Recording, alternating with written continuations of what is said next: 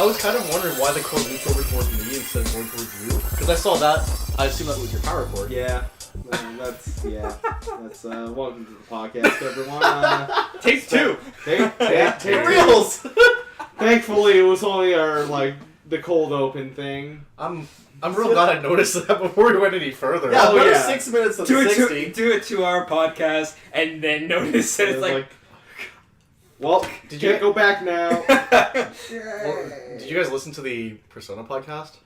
I can't listen to it yet. Yeah, he has to play it. I'm not that far in. Okay, well we recorded. We didn't fucking play that. I don't even know if I'm debating whether I want to or not.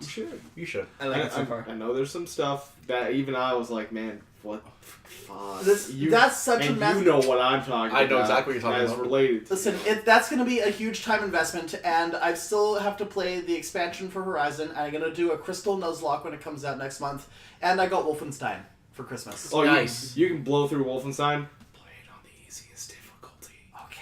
That game is, even normal from what I've heard, is, ridiculously hard. Oh, boy. So if you just want to, play the game for the story, probably just... I didn't get through the second mission on normal.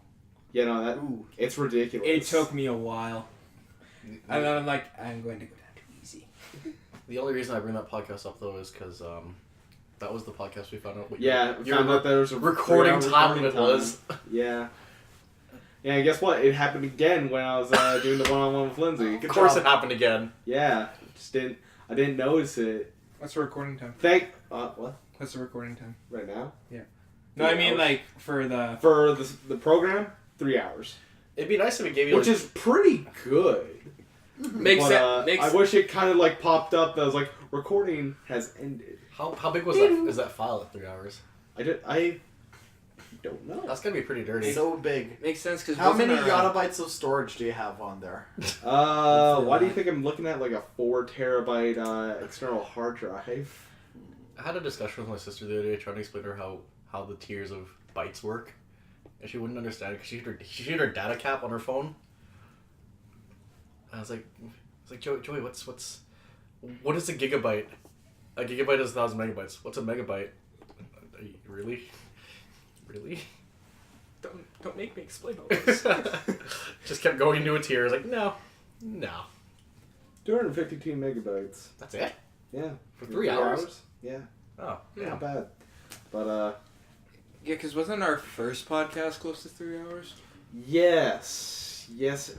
Yeah, it was 2 hours and 59 minutes. Yeah. We were right on the border of 3 hours. No, man. But we had a lot covered because that was E3. That was 6 months ago. We've been doing this for 6 months. Woo! Damn, boys. Or what? Hey, it'll be easy to keep track for anniversaries. Yeah.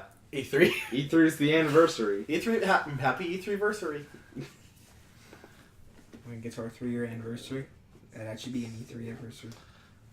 Anyways, since this is the year-end show, and instead of just us going around talking about what we did this week and talking about what shit we like, since the entire show is going to be talking about the shit we like, let's just start talking about the shit we like. You feel me? What did you do with your week, though? Yeah, because your week at least. It's Christmas. Yeah, I celebrated Christmas, candle nights, Life Day, Bebo Day, Gurnthar's Ascension, the Morphistic Quiznox. Yeah. Kwanzaa. Nah. You gotta include Kwanzaa. Shout out to people who did celebrate Kwanzaa. I don't know enough about Kwanzaa to celebrate Kwanzaa. Yeah. The only knowledge I know of Kwanzaa came from that one episode of The Proud Family, which was also a really weird episode because, they were visited by this really happy, giving black family. I mean, they're also a black family. Everyone on the show is a black family. But this other black family visit the Proud Family, and they're like, we're going to teach you all about Kwanzaa, and it's going to be great. And the dad's going to get bitten by the dog every 10 minutes or something, because that's how the show works.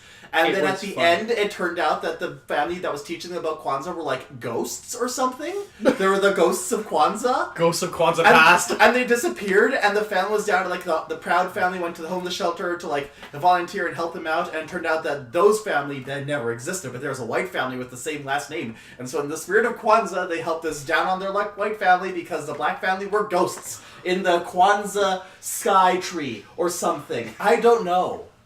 All I know about Kwanzaa is from Futurama. From Kwanzaa Actually, all I know about Kwanzaa is Simpsons. All I know about Kwanzaa is a show that did a very poor job of teaching me about Kwanzaa. I want there to be more shows talking about Kwanzaa. No show teaches you good things about Kwanzaa. I learned more shit about Kwanzaa from Power Rangers in 5 minutes than I did from the Proud Family. Sorry. Tanner, I feel like you learn a lot of life's things through Power Rangers, though. I bet I could make an entire YouTube series on life lessons learned from Power Rangers. I feel like you should do this. Like, you have the platform to anyone can be a hero. It doesn't matter if you were the nerd when you're a kid. When you grow up, you can be the athlete. If you put a bunch of food-like ingredients into a box and just stare at it for 5 minutes, it will turn into quantum space-time cookies, which you can then use to end capitalism. Yes. Thank you, Power Rangers. You can breathe on the moon. Okay. So how was I'm not your gonna go through that last one. My Christmas was good. I got 8 pairs of socks, 16 books, several candies, and Wolfenstein. And a desk chair. Which was the ideal present, because earlier that week I was like, you know, when we go out for Boxing Day shopping, I think I just need to get some books and a desk chair. Because I really need a desk chair. My old desk chair is dissolving. And my parents were like, yes, that is a thing you could get. Yes. And then at Christmas Day, they whip out the giant present behind the tree, which I never took a notice of because I thought, whatever, my dad probably just bought himself another TV. But no, it was for me, and it was a desk chair. Even though all throughout the entire 3 days leading up to it, I was like, oh, is this my bookshelves? My mom's like, Tanner, we don't know how big we can get bookshelves. Your room isn't done yet. Every time I ask for bookshelves, I think my mom uses a year off her life. And then this bitch got 8 shelves. Well, you got 3 shelves and 5 shelves. That's 8 shelves. Yes. I was about to say 8 bookshelves. Man, shit. I have a whole wall. It's not bookshelves. No, I only got 2. You meant shelves. I mean, fuck y'all. Y'all got stuff from your families. I didn't. You got a book. That's a different beast. You got a book from your son. And a book. Or brother. And I don't know how this family tree works. How does this family tree work? I don't fucking know. Our family trees are wild. I got added to as like a drunk uncle somewhere, I think. You're the drunk uncle. Yeah. But you're the good drunk uncle who actually I'm the drunk uncle that teaches like manages himself. Yeah. You're in control of your addictions. I think I'm simultaneously Ryan's brother and grandfather. What? Meanwhile, Ryan's dad in training, so. And also dad to Liam. I blessed you with that title at last podcast we had, so. Yeah. And Liam's just my boy. Yeah, he's your boy. But he's everyone's boy. Yeah, he's a boy. Hey, Liam, feel better. Feel better. Have fun dealing with your family things tonight. Yeah. He'll be back next If week. someone breaks out the percussion drum, just breathe. Just breathe. Anything else? No, that's it. That's about it. Work. Yeah. There sure was. Sure was. I have the next 2 days off though, so that's nice. Nice. Yay. How was your week, Ty? We recorded our one-on-one. Yeah. We haven't watched Jumanji. Yeah. I didn't. Sorry. Nah, it's fine. It was like... Poor Ryan finds out an hour before we're going to watch Jumanji. Comes to meet us. Oh, movie sold out. Oh. Yeah. And then Christmas happened. I got neat things from friends. I got a gas card, which is actually really handy. Especially in this time. This dollar. I've burned through like half a tank of gas worth my car up this month. Anyone know why gas is so expensive right now? It's something to do with states.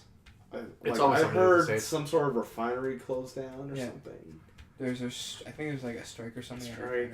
Great. Good. It's like, you bastards. To be honest, I don't pay attention to gas prices anymore.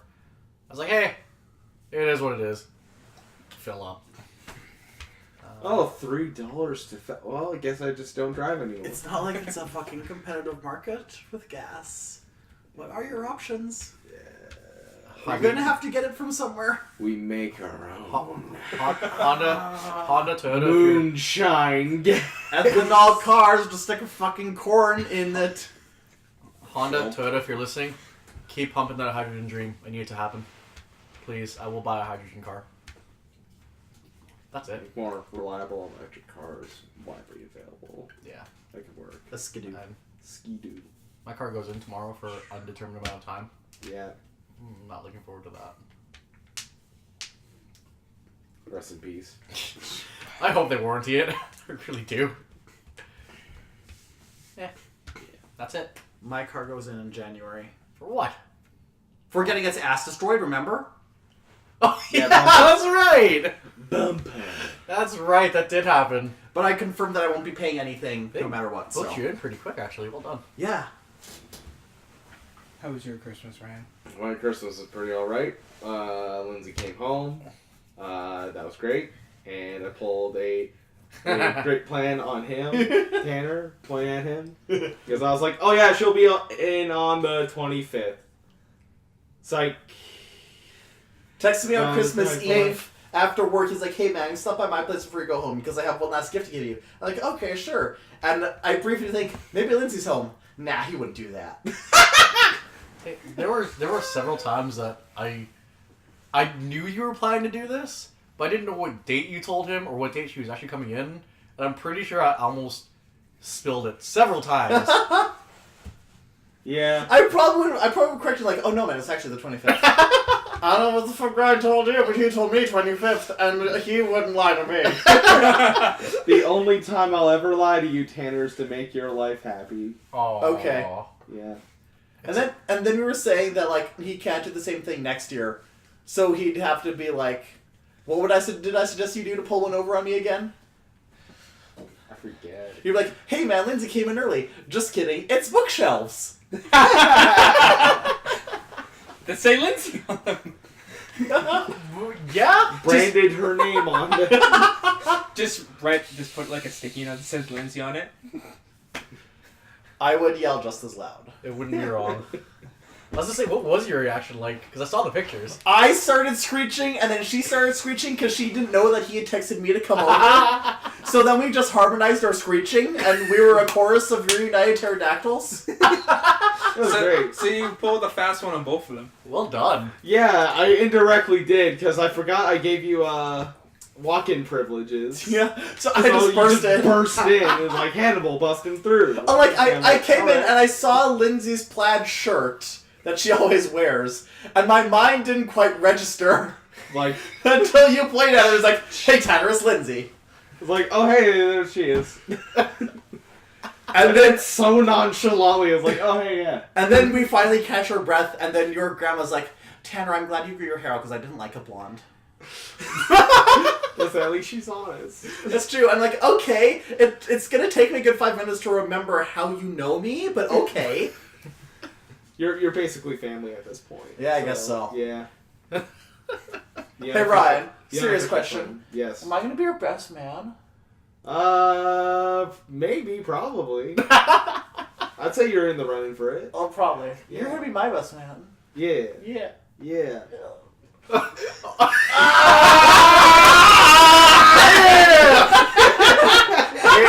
Austin, way to complete that pass. I had to help.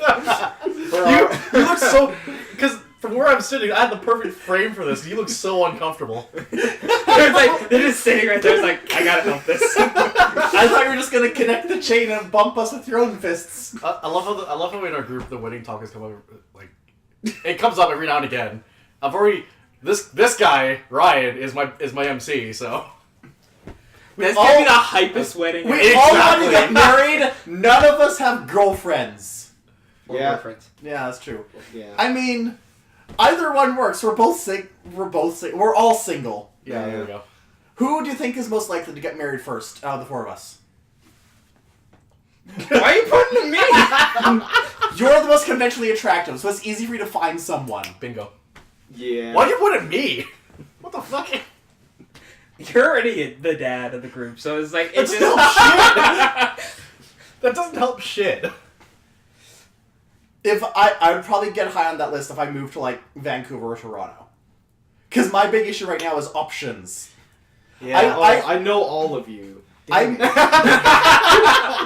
I matched with like 5 different people over the holidays, and after each one, I looked close and like, damn it, you don't even live here. You're just visiting family. Ah, Rocking out. that was Casino Regina rocking out. Austin, how's your Krungus? I didn't really finish. Oh, Ryan, how's your Krungus? Because I worked Boxing Day as well. How was that? And that was downtown at the downtown mall. And that Was that delicious and nutritious? Yes. And Did you get that guess dollar? what? Fuck my commission, in which I didn't get to sell a thing. Oof. So, yeah. Because my commission sucks. Because I was working stock. EI to the rescue? Yeah. Yeah, to the rescue in this case. But besides that, like, if there's a positive,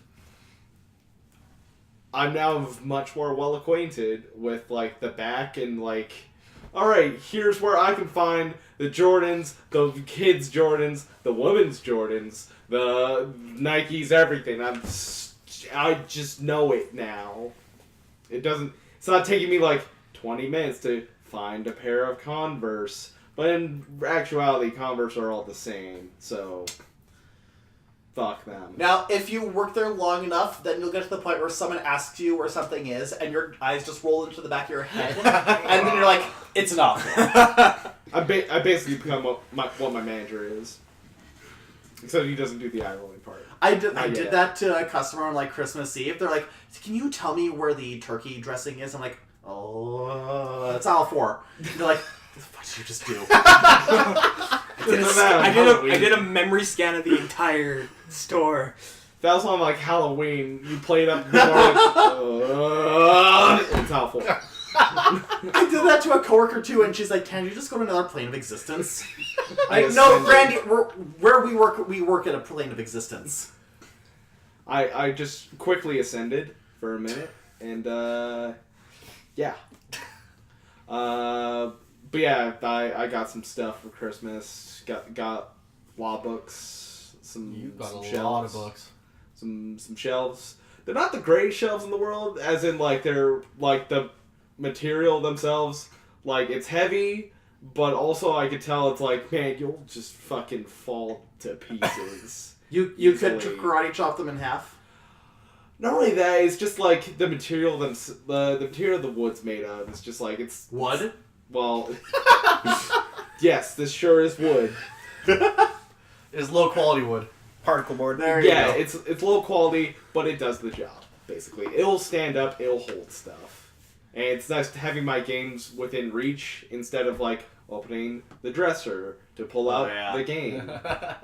That's my setup right now. Also, I learned a neat thing about that dresser I have downstairs. That used to be my grandpa on my dad's side's dresser, and when my mom was like touching it up and stuff and like having it all revarnished and everything, they kept the burn marks from my grandpa's cigarettes on it.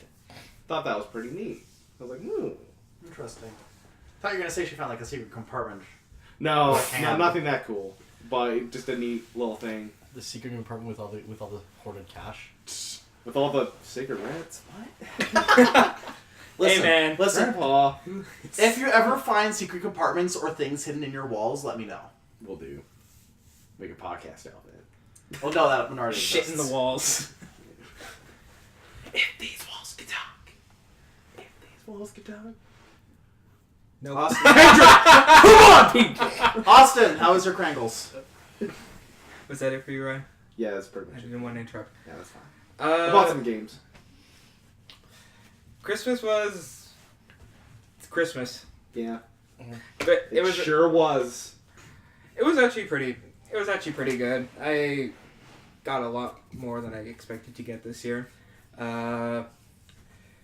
Family is family, so it was a little dysfunctional because I have one side of the family that's most of them are nut jobs, so those are fun to deal with. Yeah. But yeah, I got a lot of socks. My poop emoji socks.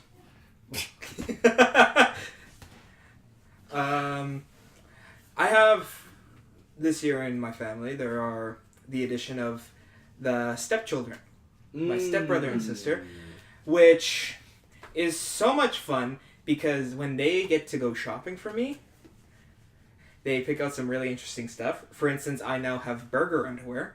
Nice. Ah, nice. And they are the comfiest things What, ever. do you think you are, 10? Yeah. I also now have Batman sheets, Okay, that's not bad. That's a pretty good deal. which are also comfy as hell. I didn't get a lot of books or anything because I didn't really ask that because my parents don't really. They're like, we don't know what to get you for books, so Amazon wish list. I don't have one of those. Make one. Make one. One of the best things I got was I got my big boy Fitbit. I don't have my small little tiny one anymore. Big boy. I got new runners, which I desperately needed. What brand? Reebok. Okay, we don't even sell Reebok. Damn. They bought them offline. I just haven't heard the brand Reebok in a while. It's because Reebok basically got bought out by Adidas. That Now explains it's a lot. just been like consumed into them. That explains a lot. And I liked Reebok's later work. I especially like a lot of their sweaters. Yeah. They look really cool. They have the shoes I have. They have a memory foam insert, Ooh. so they are comfy as hell to run in. So I'm really excited because the shoes I had hurt so much to run in. Like it was really hard for me to run. So these new ones, I can actually start doing running when I go back to school at the university. Oh, you got a freaking access to a gym. Screw you. That's pretty much what I'm going to be doing all the time because I have a 3-hour gap between two of my classes, so I'm going to be in the gym for most of that. Dang, may as well. Besides that, I got a Justice League onesie, which is my favorite thing in the world. I was living in that thing, and I almost wore it just to come in here into the city today. Why did you not? Didn't want to get dirty. Oh, fair. It's like, I go out in public afterwards. So it should at least look somewhat Presentable. And Oh yeah, I need to remember to give you your gift that you definitely don't know about. You know nothing about this thing. We definitely didn't talk about what or where I should have gotten it. And I got the exciting knowing that I got Christmas pictures this year and then when you look back at them from last year, and I always say I haven't done shit this year, and then I realized I lost 60 pounds this year, so it's like, okay, I did something. You did something. You did something that makes me very happy. I'm like, yeah, if he can do it, I can do it. Fucking props to you, man. It sucked a lot because I had to have a lot of mental fights with myself. Eating salads sometimes when you go out and get mocking by people is worth it in the end. It's all about progress, baby. I hate it. You have more willpower than I do.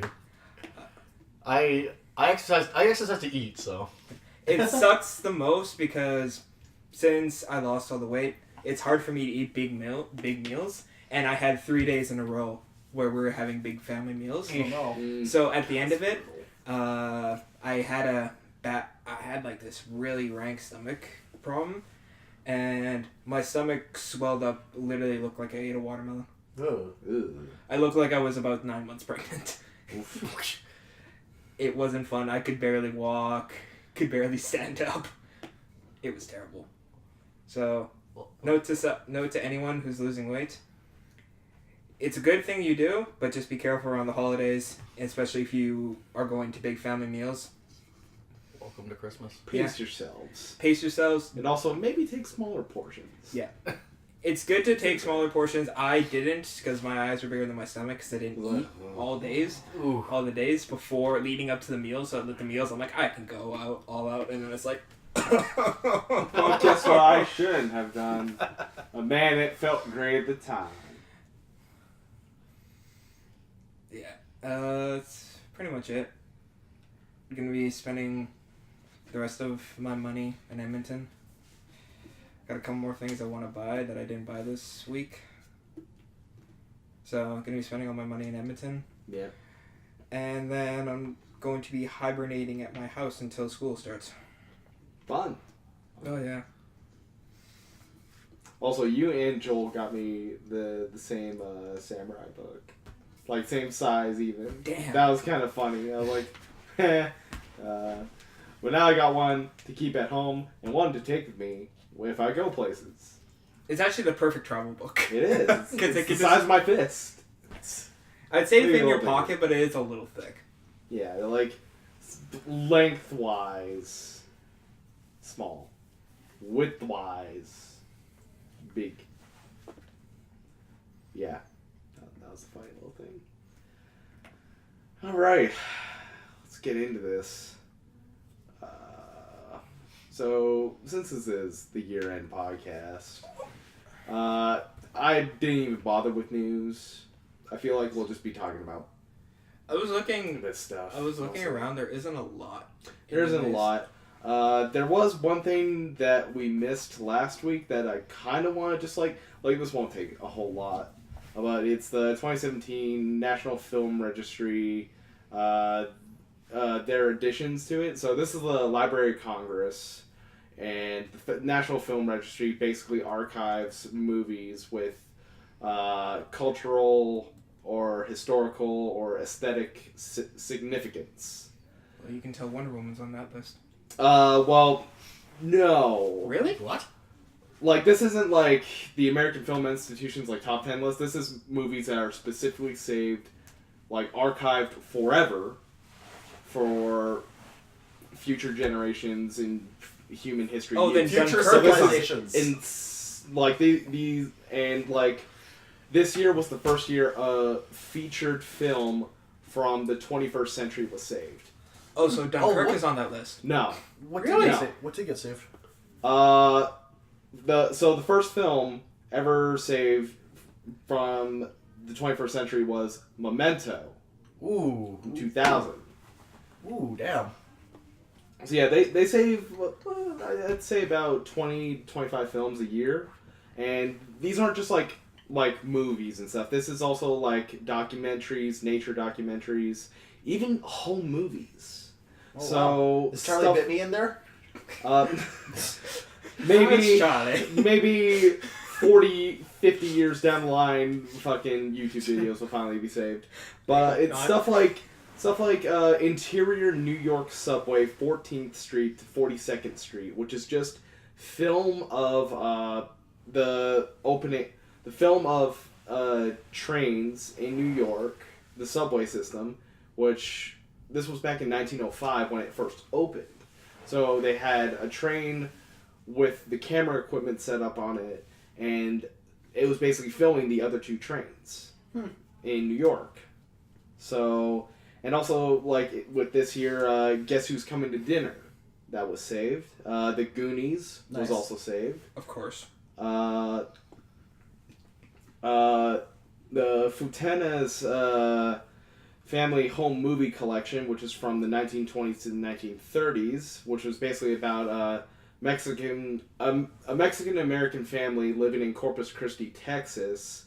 And basically, they recorded a lot of stuff from parades, holidays, fashions, and rituals of the daily life back then. Cool. And also just how much more fluid the Mexican-American border was at the time. Oh, yeah. It's a completely different, like, how it is to today, where they have just a fence. Yeah. And they want to build the wall. And it's like, God. Crazy. And also Field of Dreams and Dumbo were also saved. Nice. And my favorite one, Die Hard, was saved. Of course it was. Yeah. So this is like the apocalypse vault of human film culture, essentially. Yeah, also Titanic was saved. Yeah. So yeah, 25 films were saved. This also includes Richard Donner's Superman in 1978 and Spartacus. Yeah. Like, this was the first year a featured film that wasn't like a nature documentary or like a documentary was saved. Okay, cool. So I have to ask this question on behalf of Jackie. Which movie from the MCU will they put in there? Because they'll probably only put one in there when they get to them. Iron Man. Yeah. the one that started this whole superhero trend. As we've known for the past like 2 decades. If Iron Man flopped, then there'd be no. There's nothing. Yeah, there'd be no MCM. There'd be no MCU. There probably wouldn't be new X-Men films, and DC probably would only have The Dark Knight. They'd just be doing another Batman trilogy. Yeah, probably, or maybe kicking Superman again. Never tried. I feel like DC would try again. They would have tried again, but probably they never would have tried to unite everything. Yeah, they would never do the Justice League. Yeah, no, It's neat to think about superhero movies because if you really think about it, what kicked off this whole superhero craze in like today was Blade. Yeah. That was like in what, 97, 98? Yep. Yeah. Because that was like the first like big win for the Marvel movies. Well, it was a perfect succession of Blade, X-Men, Spider-Man. Yeah. That all 3 of them did so well. That all like of a sudden 5-year span too. That all of a sudden the studios were like, this can work. Yeah, people were willing to put money behind it, and then Iron Man came and blew it all out of the water, basically. But I feel like if they're gonna save a DC movie, it's definitely gonna be either The Dark Knight or Wonder Woman. I think it would be Dark Knight. Well, they've already got Superman in there. Yeah. And I would say, like, they're going to save multiple DC movies. I'm just saying probably Burton's Batman would be saved. Oh, definitely. Yeah. I'm just saying probably only save one MCU movie because the further you get into it, the more they're just one really long movie. So I think we're in agreement that probably Iron Man would It'd either be Iron Man or the Avengers just because I don't think there's ever been a crossover of that scope. No. And I still remember the hype the day it came out. I was one of the first people lined up at the theater for it. I lined up at 12 p.m. That's because it was... And that line wrapped around the building. Yeah, just because the sense of it's finally here. This is something we've been building up at that point because... When was Iron Man? That was 2008. 2008? And yeah, next Avengers year... was 2012. Of Infinity War is coming out, like, within 2 days of Iron Man's premiere, 10 years later. Yeah, it's been a decade of just... And look where we came. Oh, yeah. We're getting the first, like, hey, this is every movie this is every character that's been in the MCU so far. Yeah, it's been something in the works, definitely. I think not only is that the National Film Registry like really important, it's always neat to hear about what films are saved in there. Yeah. It also gives me a lot of stuff like, hey, maybe I want to watch these. Yeah. It sounds like they don't have a stick up their ass like some other film critics do. Like it's not like a critical take on it. Like they even have films that are like, this is 5 seconds of Thomas Edison sneezing because this was like one of the first films. That's true. The length of a vine has been saved in there. Thomas Edison made the first vine. Don't let him know. He'll try to use that for evil. He'll patent it. But yeah, it's really neat and gives people some reading material or watching material. Didn't Edison try to get royalties off of electricity? Maybe. People were crazy. Yeah. People be like that sometimes. Well, he tried to patent it, didn't he? Oh yeah, that too. He tried to... Some crazy thing where it's like every time you flicked a switch, he'd get 5 cents or something.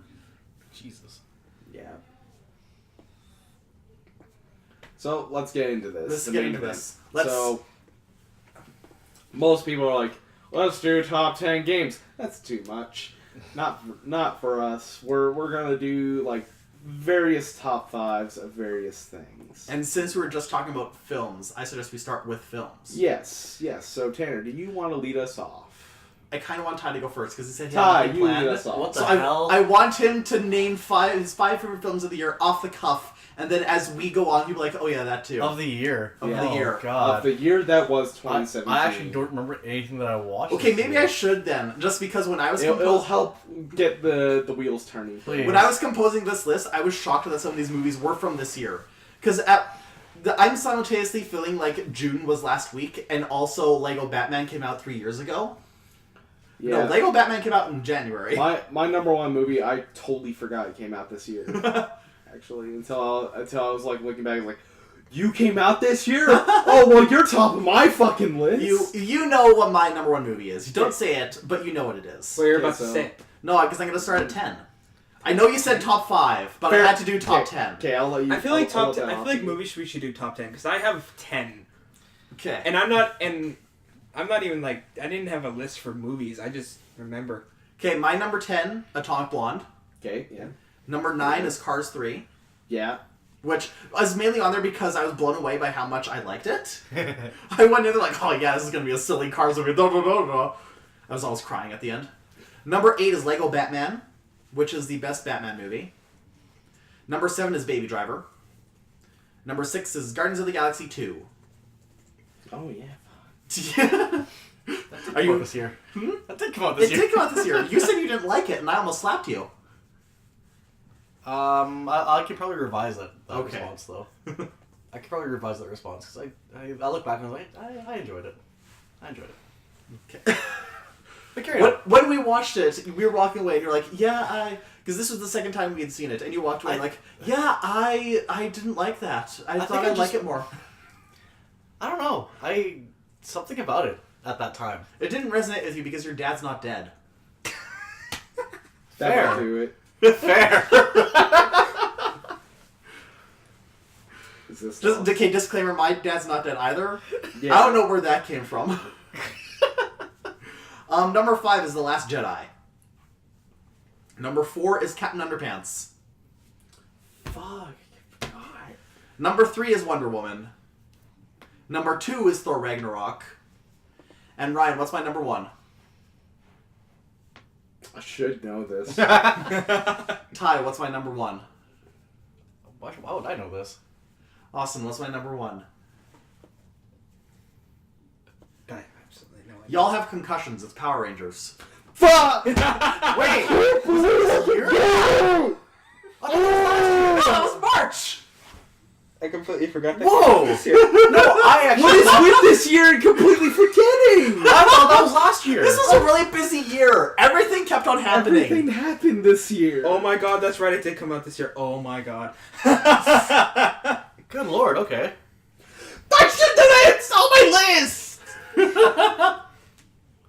Is there just like a You know, he did spend about 5 minutes talking about Power Rangers. We should have known. Fuck, we're dumbasses. Hey, is there like a master list of movies that came out? Yeah, go to 2017 in film on Wikipedia, because that's what I went to, just to refresh my memory. I went to movies in 2017 and it was like all the movies right Yeah. there. I'm like, all the movies on my list are here. I would like to use that wiki page, but it's just it. It's long. It's all of them. No, it comes out looking like formatted like garbage. Also, it's all the movies. Like, was your favorite a Bollywood movie? Because it's on there. Oh Yeah. no. Okay. We'll give you the most time. So, Thank you. Austin, you got 10? Yes, I got 10. Number 10 would have to be... Number 10, I'm going to say it is Get Out, which is showing how much I loved a lot of these movies because I really like Get Out. Get Out's really good. And I feel bad putting it number 10, but... I feel like Get Out would be on my list if I had seen it. Should have saw Get Out. I shoulda. Number 9 is Kong Skull Island. I don't know, a lot of people didn't like it, but I actually enjoyed it. That's another one I want to see. I didn't care much for it, but I was like, there's good things here, but I'm like, Number 8 is Murder on the Orient Express. Ooh. I did Nice. enjoy that movie. I heard mixed things about that one. Number 7, Beauty and the Beast. Yeah. I liked it. I love Beauty and the Beast, and the one thing that was a make or break for me is how they treated Gaston's song, and I enjoyed how they did it. So it was like, all right. That's No.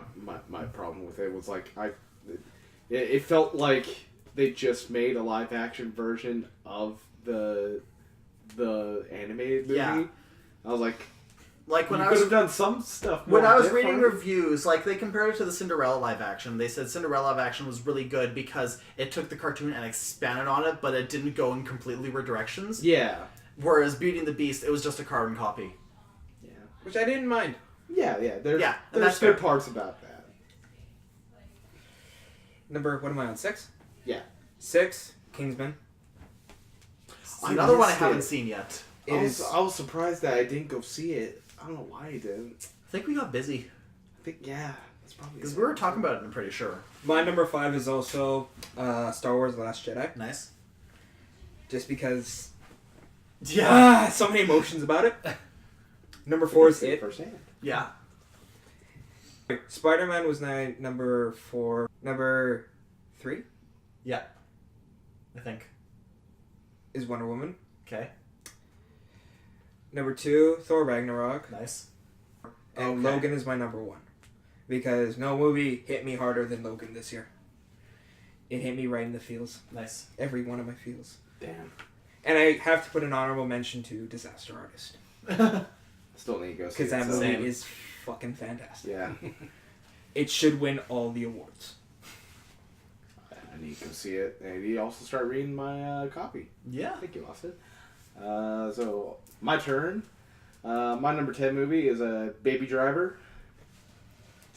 Good ass movie. It's a good ass movie. Good I ass just movie. didn't have a place for it on my list. Yeah. I guess for others, it's honorable mention. Number 9, Guardians 2. Number 8, Wonder Woman. Number 7, Dunkirk. Dunkirk. I really liked how Christopher Nolan kind of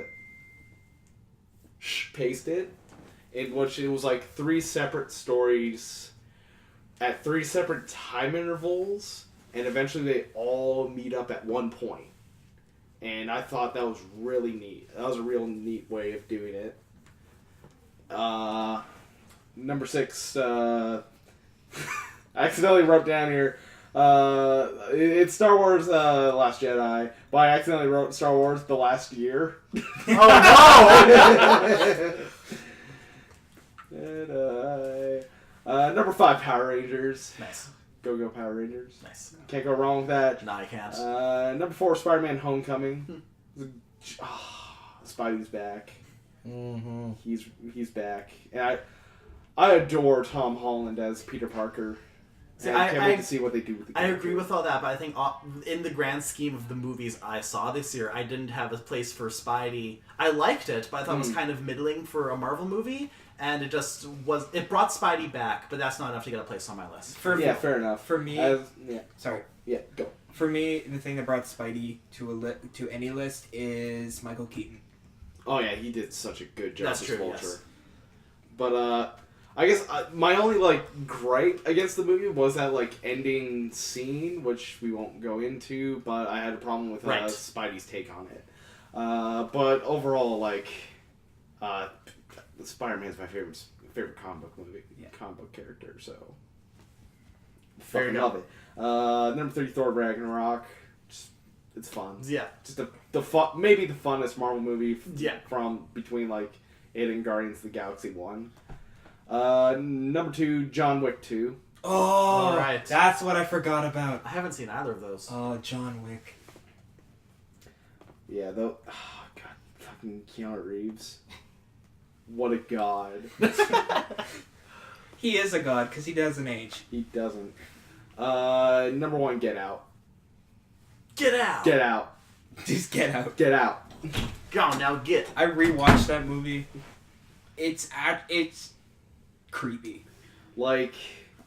It just really fucked with me. And I wasn't I could kind of see where they were going with one of the characters, but then the thing happens. I'm like, oh, you actually did that really well. Good job. Good job. For a guy, Fuck! for a comedian to make For that Jordan kind- Peele, Jordan Peele made a masterclass movie, and that was his directorial debut. I think. Yeah, but for a guy who's known for skit comedy to produce to create that, it was like, holy fuck. It's like if we lost Key and Peele we got Get Out because of it, I'm and fine. also Keegan-Michael Key being in the Lion King movie. You know what? Worthy sacrifice. Worthy sacrifice. Ty. Ready? What Yep. you got for movies? I only have 5 Fair enough. because I actually realized I didn't watch that many movies this year. Yeah. My honorable mention though. So you have more than 5. my just barely out of the top 5. Y'all might kind of be surprised about this. Fate of the Furious. Oh, I forgot. That was this year. That does not crack my top 5 though. Yeah, I It was- understand that. it was because there. there are better Fast and Furious movies. Oh Wait. god, yeah. Yeah. I like Charlie's Theron or whatever. Her Oh, name is. she was the best part of that movie. Yeah, Yeah. she was an awesome villain and terrifying. God, yeah. 5 was Guardians. Yeah. 4 was Wonder Woman. Yeah. 3 was Thor. Yeah. 2 was Cars 3. Yeah. That did not top my list. That tracks with you, though. Your Name. Oh, yeah. That came out this year. That all tracks with you. Did? Yeah. Yeah. I guess so. That came out this year. At least in North America, I think. I'm going by North American yeah. releases. Yeah. Fair enough. Because Yeah. I didn't watch it beforehand. I watched it in the theater when it came here. I watched it beforehand because someone got a rip up on the internet, but it was also the version with like, oh, here's like all this text that scrolls across the screen, but it's like transparent text, but it's there. So I was like, but no, I need to see this movie in 480p. So I'm so glad I got to see it in a actual theater without that shit. I got to see it in the theater and I was really glad I did. And the dub was actually good. Oh, the dubs are fantastic. Dubs are really good. I need to go buy that movie. Yeah, we all do. Fuck. That was on the list of stuff to buy on Boxing Day and I just didn't do it. Okay, so general consensus seems to be that the best movies were Thor, Wonder Woman, and Guardians? Yeah. So, superhero movies. Yeah. Yeah. They're pretty likable. It is their time. Yeah. It is. It's the age of the superhero movie. Can I just preemptively say that my number 1 movie next year is probably going to be Black Panther? Probably. Is there anything What else about, coming up? Avengers? That might be 2 or 3, depending on the execution. Because I'm super excited for it, but Yeah. let's be real, it could be a fucking mess. It could be. And then there's Black Panther. Well, it just I- looks so sleek. Oh my god. It's sleek and sexy, and I like it. You know who's the guy who's directing Black Panther? Ryan Coogler. If he could direct the next Power Rangers movie, Well, then we gotta fit Michael B. Jordan in Or there Zed. somehow. or Zed, Okay, yeah, there we go. All right, perfect. or Tommy. Yeah. Ooh, Black Tommy. That's all right. I like that. I like that. But then they also, I think the entire cast wants to gender flip Tommy too. Yeah, that too. My number 1 next year is probably going to be... Willow Smith. Yeah. Yeah. We also have to remember the Solo. Zendaya. Yeah. Solo's coming out next year. Yeah, Solo is coming out next year. My number 1 probably next year is going to be Deadpool 2, honestly. Yes, Yeah. that's gonna be Pretty top of my good. list. We'll have to wait and see. There's a lot of good stuff coming out next year. Pacific Rim Pacific Rim Uprising. too. Yeah. Incredibles 2. Yeah. Crap, that's right! I think I still need to see a bit more from the actual movie. Ocean's 8. Oh yeah. There's some cool Love stuff. Simon. Aquaman. Oh yeah. Oh, I yeah, love Venom. Yeah. I'm not too sure about that. Next Fantastic Beasts. I'm Yeah. definitely not sure about that one. Fuck that. The Strangers 2. Okay, what's So the next let's category? move up. Let's move on to top 5 shows related in a way. Oh, okay. Does this shows that started this year or shows that aired this year? I have like second seasons of Because shows. if it shows that started, I have 2. If it shows that aired, I basically have 8. didn't have a season this year. Okay. There's also actually I almost had 9, but I decided to cut 1 because it only aired 1 episode this year. Most of it was last year. Yeah. I need to withdraw from this one because I actually didn't watch anything this Is year. this shit. animated Oh. and non-animated? This is the full scape I of didn't watch anything this year. Mine Yeah. mine are all live action because the animated stuff I watched this year didn't get up there in my opinion. Mm. But that's just stuff I watched because I did not watch a lot of animated either. I honestly didn't watch a lot of stuff, but I have enough to make a top 5. I have enough to make. You're top probably the biggest TV I have a consumer top 8 here. and I couldn't choose between any of them to rank them. Okay. So in no particular order? In no particular order, Stranger Things 2, Degrassi Next Class, Mystery Science Theater 3000, The Return, American Vandal, Legends of Tomorrow, Speechless, The Good Place, and Superstore. Yeah. It's pretty good. talking. I can go. Stranger Things is... I don't know, Stranger Things will be... Number 5 is second season of Lucifer. Oh, that's another show I have to watch. And it was really good. Mm-hmm. Mm-hmm. Number 4, the new season of Game of Thrones. That came out this year, yeah. Yeah, that came out this year. Number 3 is Stranger Things. Number 2, Punisher. Mm-hmm. Mm-hmm. And good choices. what was number 1? I can't remember my number 1. You had 4. I had 5, just can't remember my... Oh yeah, no, that's not it. What did it air on? Didn't air on Netflix. It aired on... Wait, is it animated and non-animated? Yep. Well then, Castlevania. Just the 4 episodes we got. Oh. It was awesome. Quick revision. While you're doing that, I remembered one that I watched this year. So what was your favorite show this year, Ty? Ballers Season 3. Okay, I guess I'm just... That is good. At this point. That was the only series that I finished this year. Ryan needs to edit his list a little bit. That's the only show that I finished this year. Because I've watched a lot of shows, but not a lot of them had seasons this year. Like, I've watched a lot of anime this year, but it's older. Yeah, same. So, one thing I definitely did consider is, like, as a category would be, like, stuff that you either, like, watched or played this year that didn't come out this year or something. Like, basically your catch-up. I can't keep track of that easily. There's so much. That'd be a good revision for me, being that I didn't do much this year, and I'm still behind on If we're going games. to add on that, I'm going to add, like, a 6th one to the list, Star Wars Rebels. Mm. And the Clone Wars. I mean, that did air this year, so. Fucking watching Pokemon, man. You were also watching Initial D this year. Initial D. That's from 1998. And I'm soon to be picking up fucking Star Trek Next Generation again. Oof. Cause like when me and Sabrina were talking about Star Trek, it's like, man, fucking Discovery sucks. Fucking TNG's the shit. Now I want to watch a bunch of TNG and Deep Space Nine. Yeah. I guess mine's now a top 7. Don't give me any left up top more than 5. I'm sorry, but people brought up stuff that I completely forgot. I figured you hadn't put that one on your list when I said it. Yeah. That's why I cut in front of you. I like how Good Stranger choice. Things is the only overlap between anyone else's list. Yeah, we all It was have- really we good. all have good taste. They had a really good season. Still haven't watched it. Y'all are sleeping on Mystery Science Theater. It got renewed. I know, I'm going to pick it up Nice. soon. Yeah. Yeah, I guess now this is top 7. Just going to make a quick interjection here. This is now top 8 favorite TV shows for Ryan. And 8 goes to the final season of Samurai Jack. I don't need to say anymore. That show, a fitting end to a great show. I can't believe I forgot about it, but I'm glad I'm picking this up in post. And you now will return to your regularly scheduled programming. Bye. Baller season, that was season 4, wasn't it? 3. Yeah. Okay.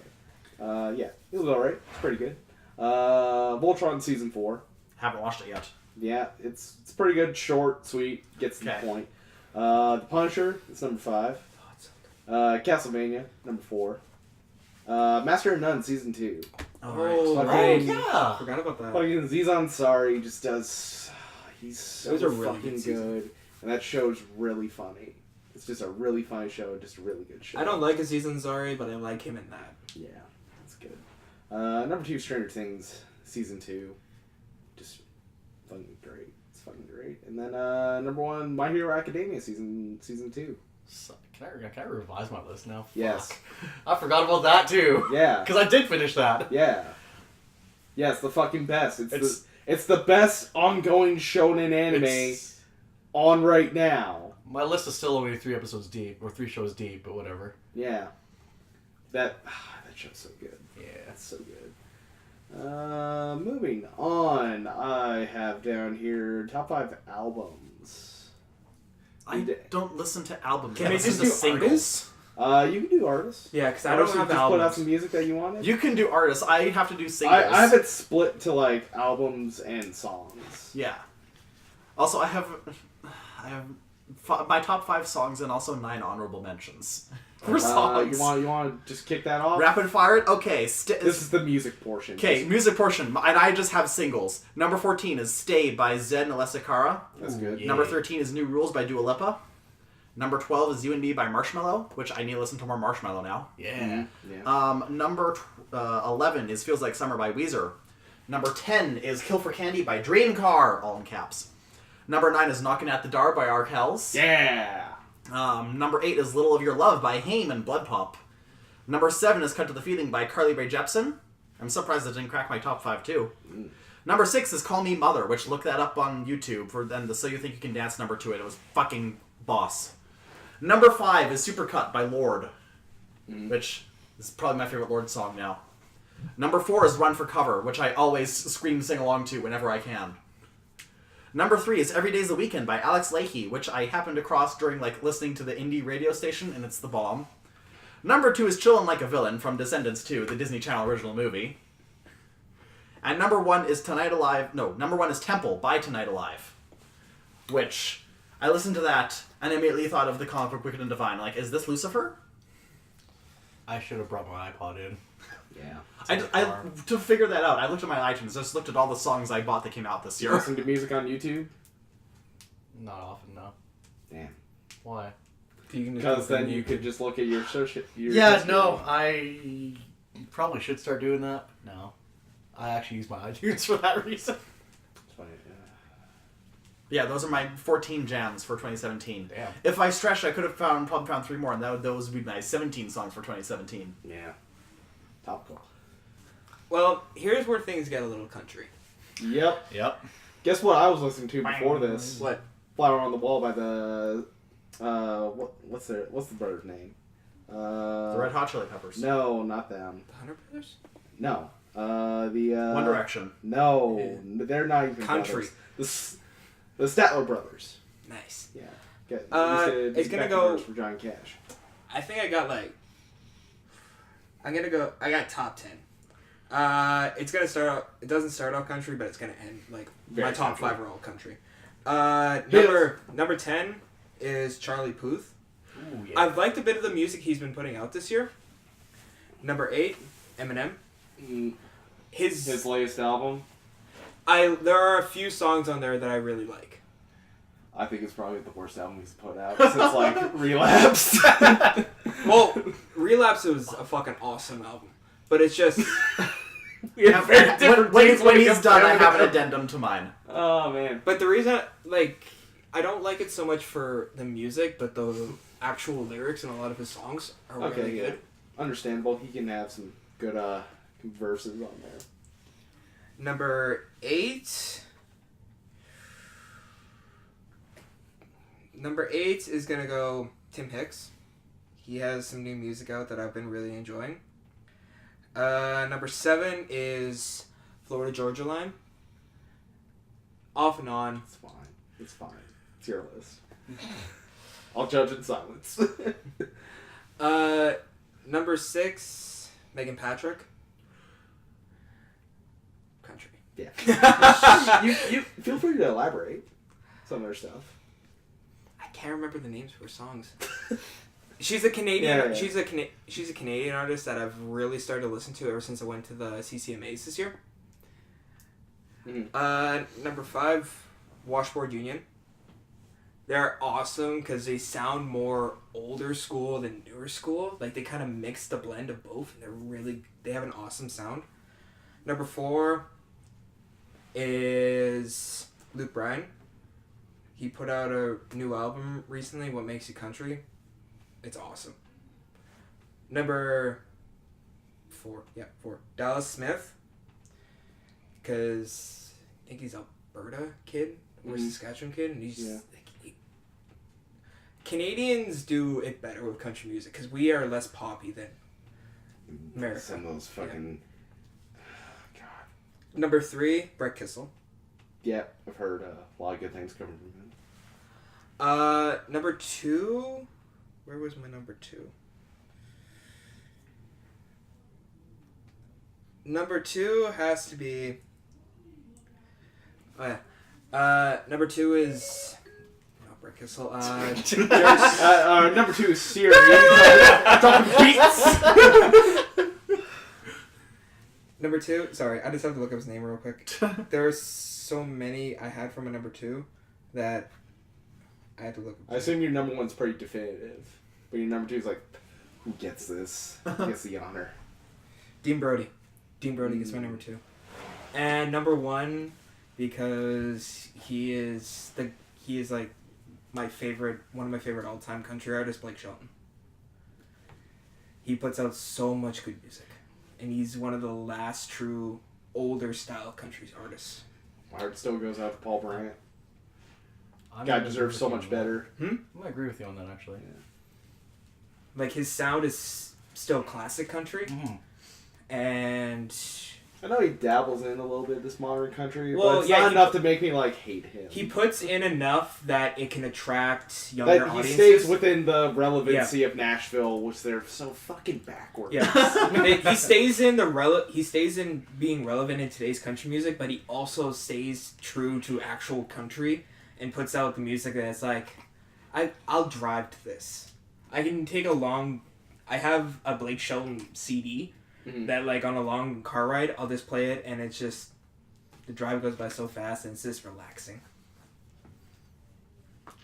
Playing solitaire till dawn with a deck of 51. Right.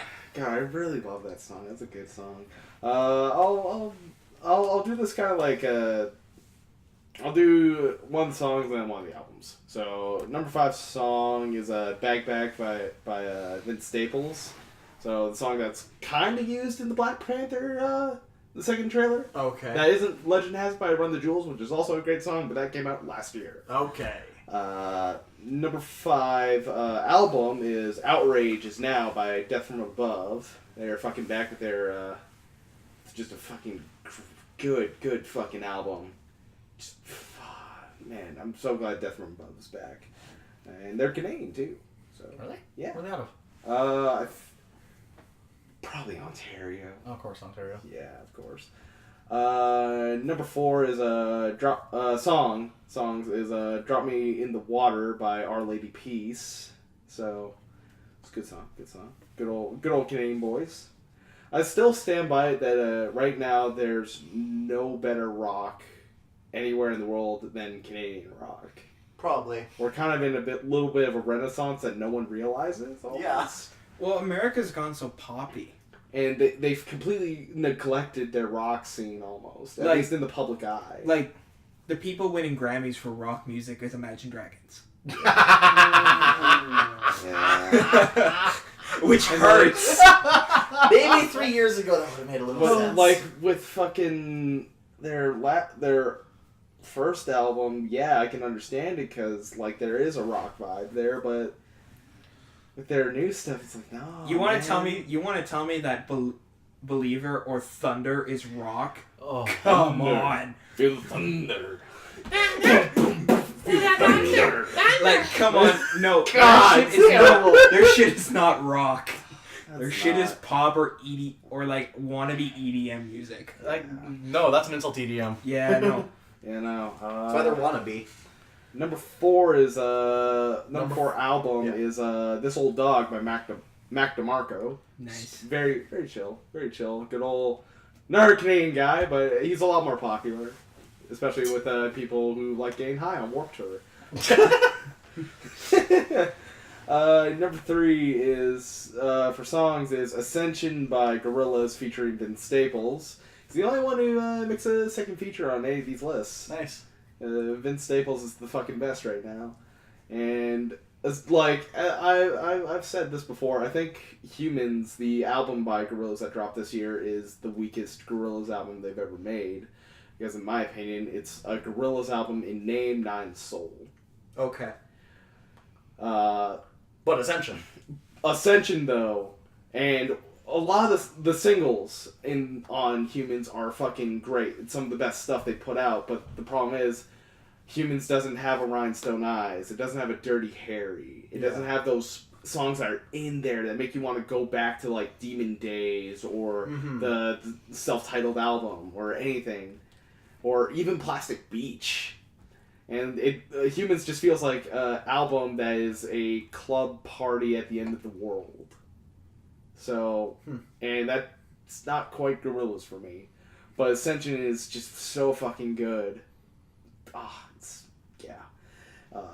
Number 3 album is Young Beauties and Fools by the Glorious Sons. Another Canadian man. I just love Canadian rock. Canadian rock is so fucking good right now. And Glorious Sons are kind of leading the charge right now. They're just... They're like a mix of all those bands we grew up listening to. Like Our Lady Peace, Big Sugar... dude! Big Wreck as well. And Big Wreck, their album Grey Street probably could have made this list as well, but they just missed out. Number 2 song is My Name is Human by Highly Suspect, which gets a lot of airplay on The Wolf. But it's a good American band. They finally make it on my list.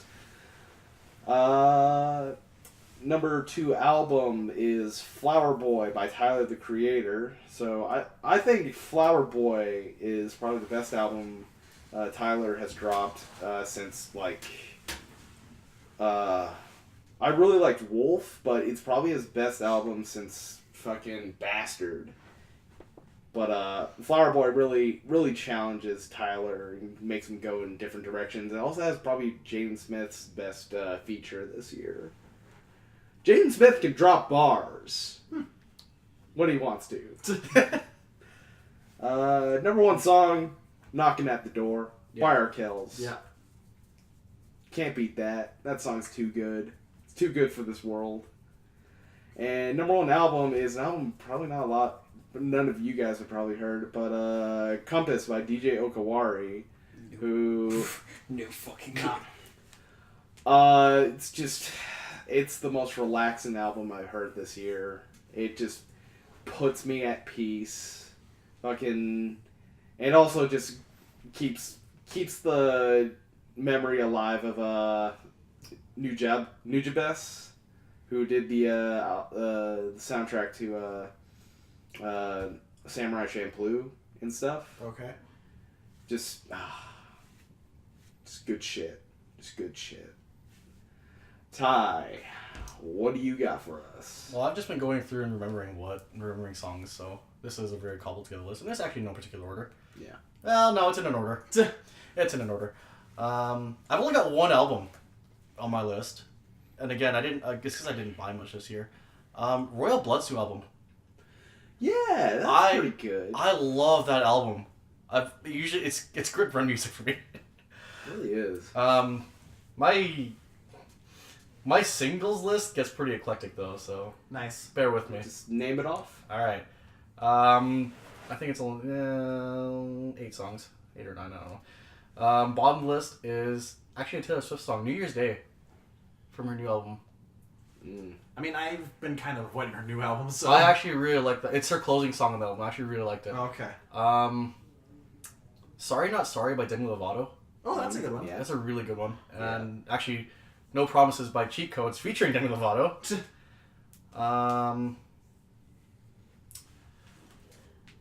You know this song. Yeah. It showed up on your Spotify. The First Ride by Moog. Yeah. Oh my god, that's such a chill out song. Devil You Know by Ex Ambassadors. The Way You Used to Do by Queens of the Stone Age. Villains is a good album. Villains is a really good album. Villains is a fantastic album. I had to take it off because I had to put Death from Above on it. One that you showed me, actually, motherfucker. You showed all of us this song. Kill Jill. Oh, That made my list. Yeah! That made my list. I love that song. I was close to putting it on, but Bag beat it out. God, that song I just love that song. went fucking places. It had who'd have thought fucking Vocaloid would make a great backbeat. Oh my god, yeah. And actually, my top song is from the Royal Blood's new album, Lights Out. God, oh my god, that song's so fucking good. Love that song. I love their entire album. It was really hard to single out one from that album. Because it's all good. I think Lights Out is definitely the standout. Usually, what I'll do is when I buy CDs, I'll give the CD one full listen through, and I'll listen to it again, but I'll skip what I didn't like the first time round. This is the first CD in a very long time where I didn't skip any songs the second playthrough. Spotify was a big help out this year. Yeah. Because now I just have access to albums. All sorts of albums. And Tanner, you have your hand I up. have an addendum to my list. Because Austin brought up Eminem, and I thought of an album from that it did not come out this year, but I listened to it this year, Yeah. and it's the soundtrack from the off-Broadway play Be More Chill, which is the first time I've listened to like a full album, soundtrack or otherwise, and liked basically every single song on there. Because it's so different from anything else from a musical, because everything's got like this theremin sound in the background, which is like the instrument they use for horror movie soundtracks. It's like this screechy, squeaky synthesizer type thing. So they all have that going on. They all have like this kind of sci-fi twist to them. And they run a whole gamut of genres. There's rock, and there's pop, and there's some showtune type stuff. There's a lot of synth in there. There's stuff that starts in one place and goes in a completely different direction. Like, the one song at the end is basically a horror movie in its own. It's great. It's really good. It's really good. And I got you listening to some of it too. Yeah, didn't I? I'm gonna start listening to that soon. Yeah. I hope it's on Spotify, but I don't think it is. I don't know if it is. You can find the I'm whole thing actually on gonna YouTube. look that up right now. The great thing about the Be More Chill album is that if you listen to the whole thing through, you know the entire plot of the musical, so you don't have to worry about having to find a bootleg or anything. All of it's on here. Nice, there you go. There we go. There we Everyone go. Be More Chill. So I also want to just quickly, what was a song that came out not this year that you listened to and you're like, oh, I can't believe I missed this? Ooh. Like an oldie? Not exactly like an oldie. Like it could even be from last year and you just didn't listen to it then. Ooh. Because mine's gonna be kind of funny. That's a really tough one, actually. Ryan knows, so maybe you start. Okay, mine isn't oldie though. Just Yeah. because this was back when I was looking at a whole bunch of 80s media. Yeah. After I watched Stranger Things, and Yeah. it's How Soon Is Now by the Smiths. Ooh. Because that opening guitar riff gives me chills. Morrissey. Different. Yeah. No, that's really good. I told that to a guy when I did, and he's like, "Oh my god, now you have to watch Charmed." And I'm like, "Do I? Do I really? I mean, it's the theme song. That's it." Yeah, But yeah, How Soon Is Now? that's pretty good. Austin. Song that I didn't. Oh, because I've watched Lucifer, I get so many good songs from there. I have like the soundtrack for them, and the one song that I can't get out of my head is "Call Me Devil." I can't remember who it's by, I'll look that up for you. and it's such a good song. What's it called? Call Me Devil? Yeah.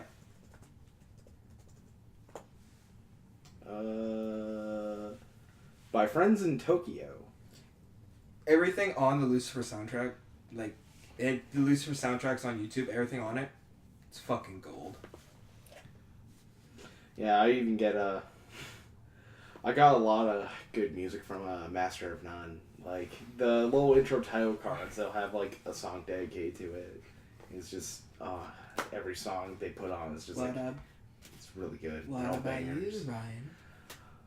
Mine's kind of funny because for a lot of people, including certain listeners, that when I first mentioned this, they're like, "What the what?"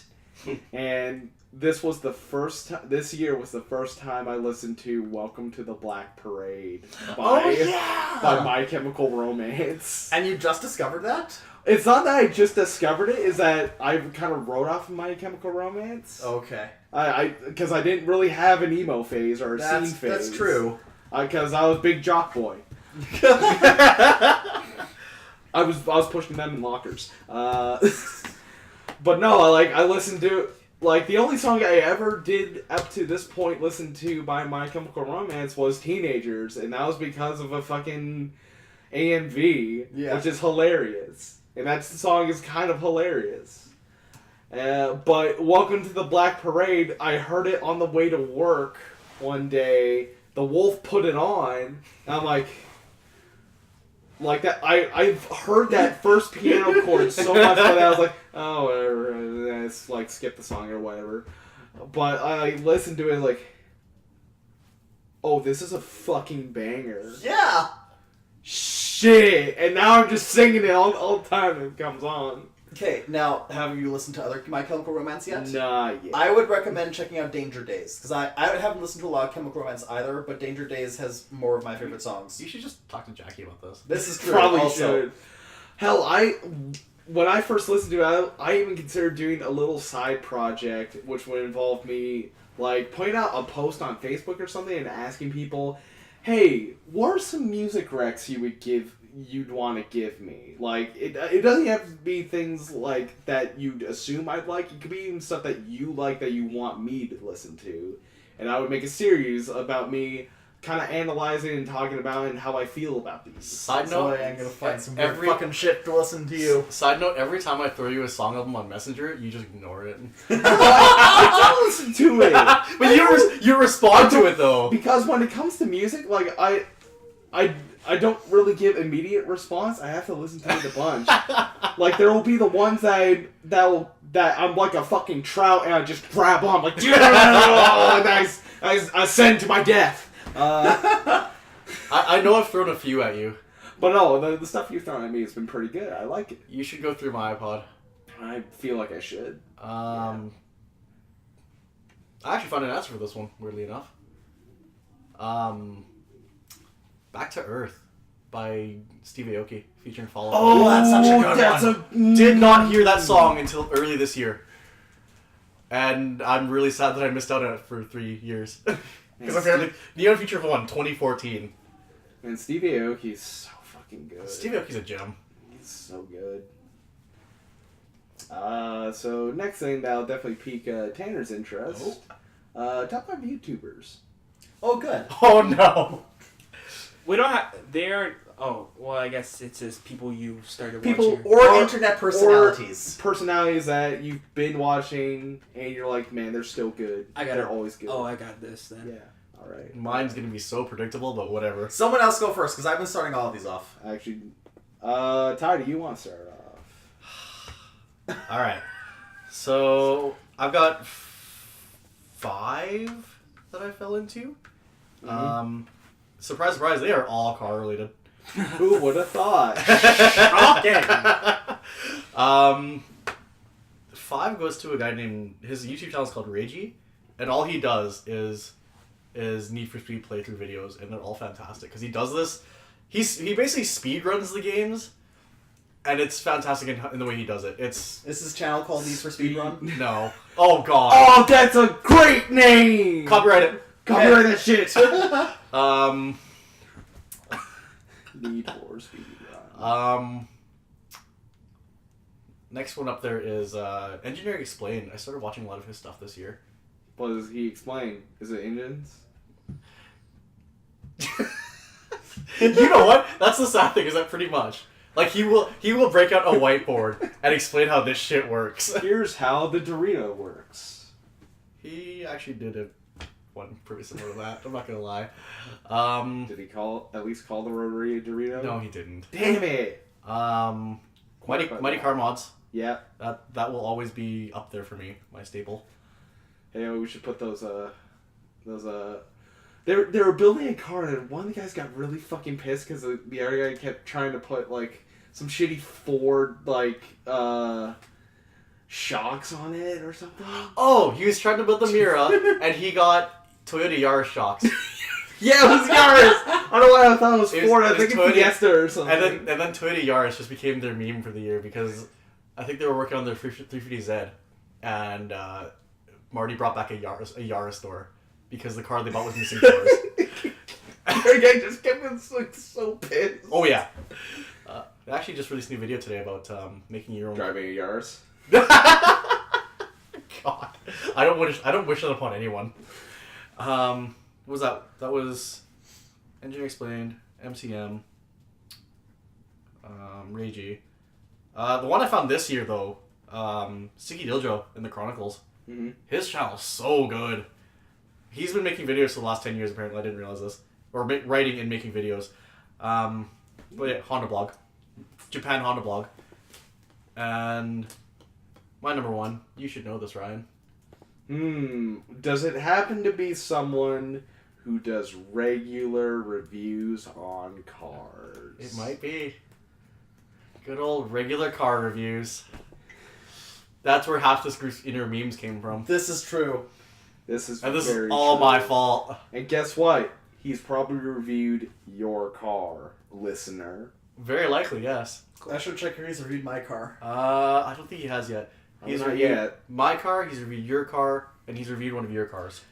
I'll send him an email like, hey Maybe bro, both. just so you know, when you get to the Buick 2017 on-car, everyone in Regina is driving it in the same color. They're a fucking hive mind. You know what? I should just take your car down to Pennsylvania and offer it up as a review.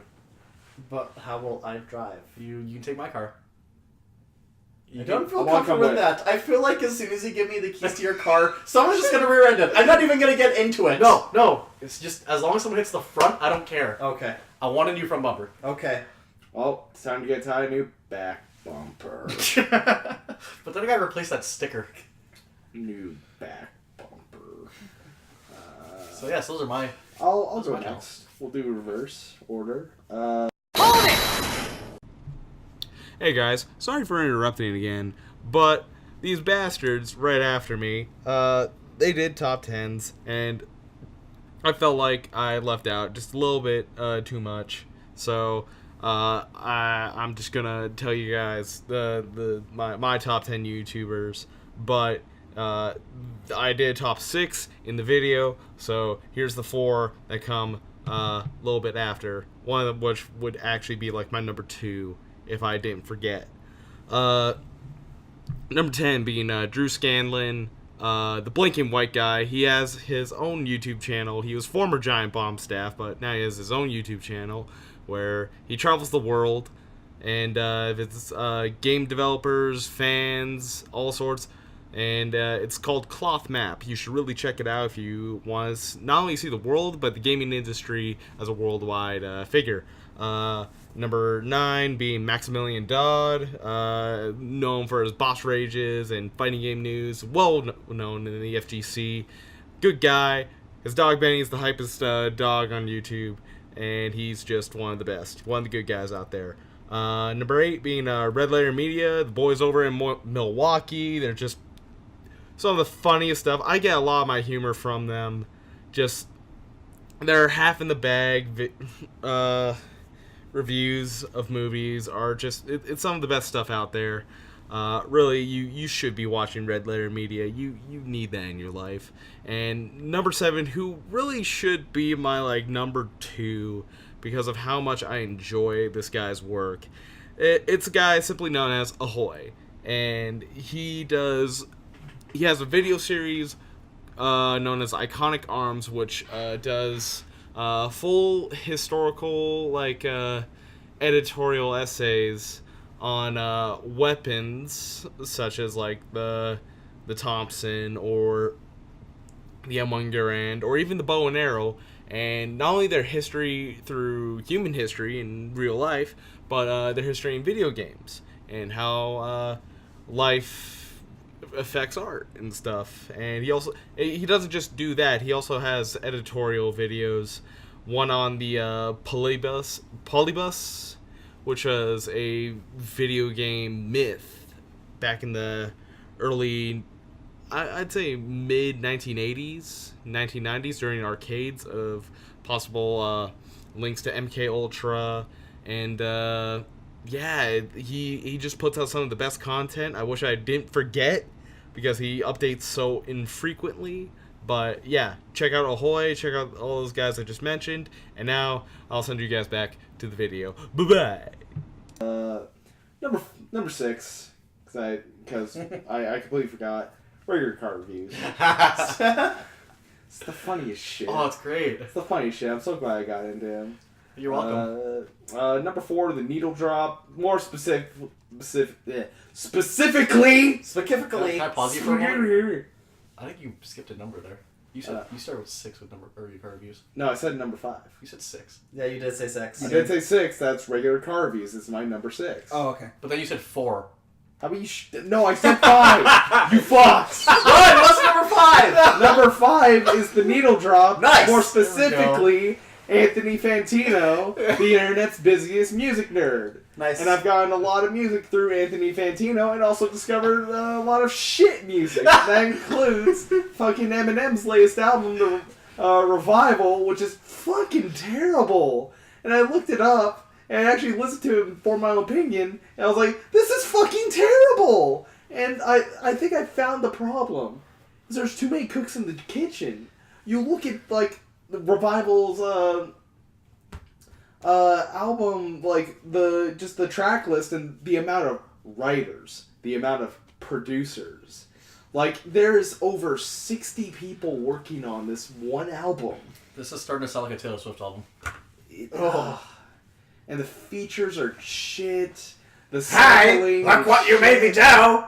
Like, there's... That was my Eminem impression. How was it? Yeah. Okay.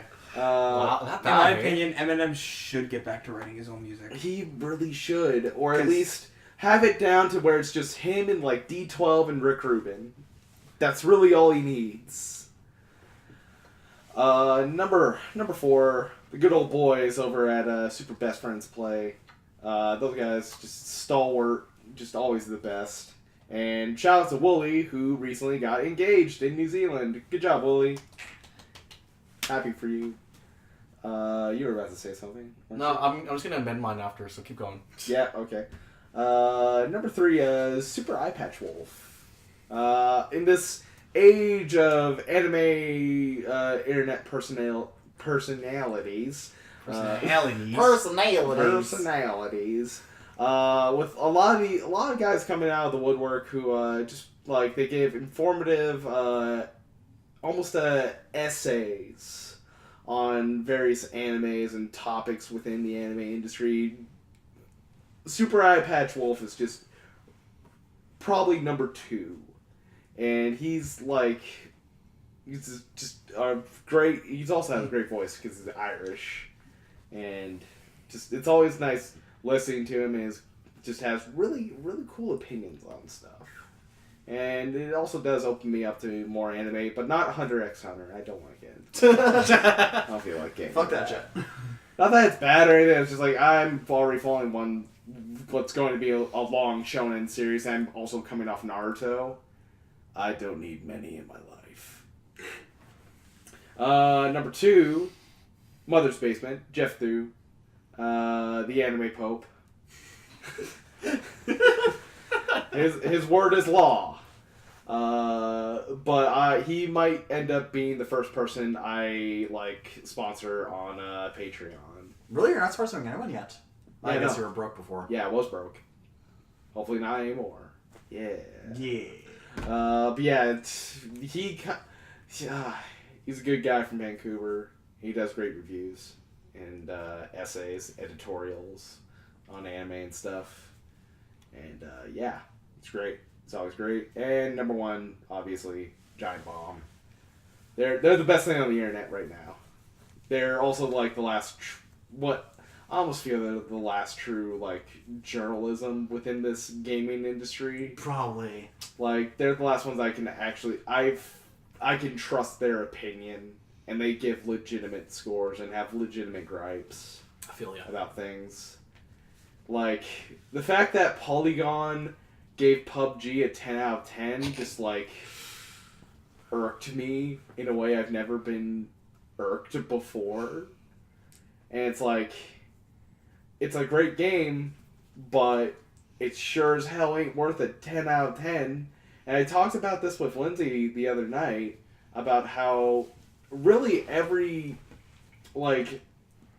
journalism industry that does reviews and such and gives out scores needs to completely restructure, and people in general need to restructure how they think of the rating scale of a 10 out of 10 or a 5-star rating or a 5 out of 5, and how a 5 shouldn't be viewed as a bad score.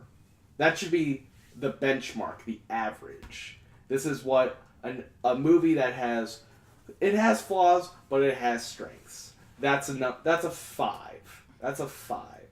A 10 out of 10 is a game changer. It's something that comes once in a generation. And you don't see 10 out of 10s You're not supposed to see 10 out of 10s on the regular. Yeah, not in the pace that we see them now. And, like, I love Persona 5. What's your rating? 8 out of 10. Same. It's an 8 out of 10 game. Well, even a game like, for me, like, The Witcher 3, it's still in, like, an 8 out of 10. Maybe even a 7. Yeah. Because it's really good, but it does... Like, for a game to truly hit 10, it better be fucking perfect. So powerful, I ate the controller. Like, a game like Half-Life, that's a 10 out of 10.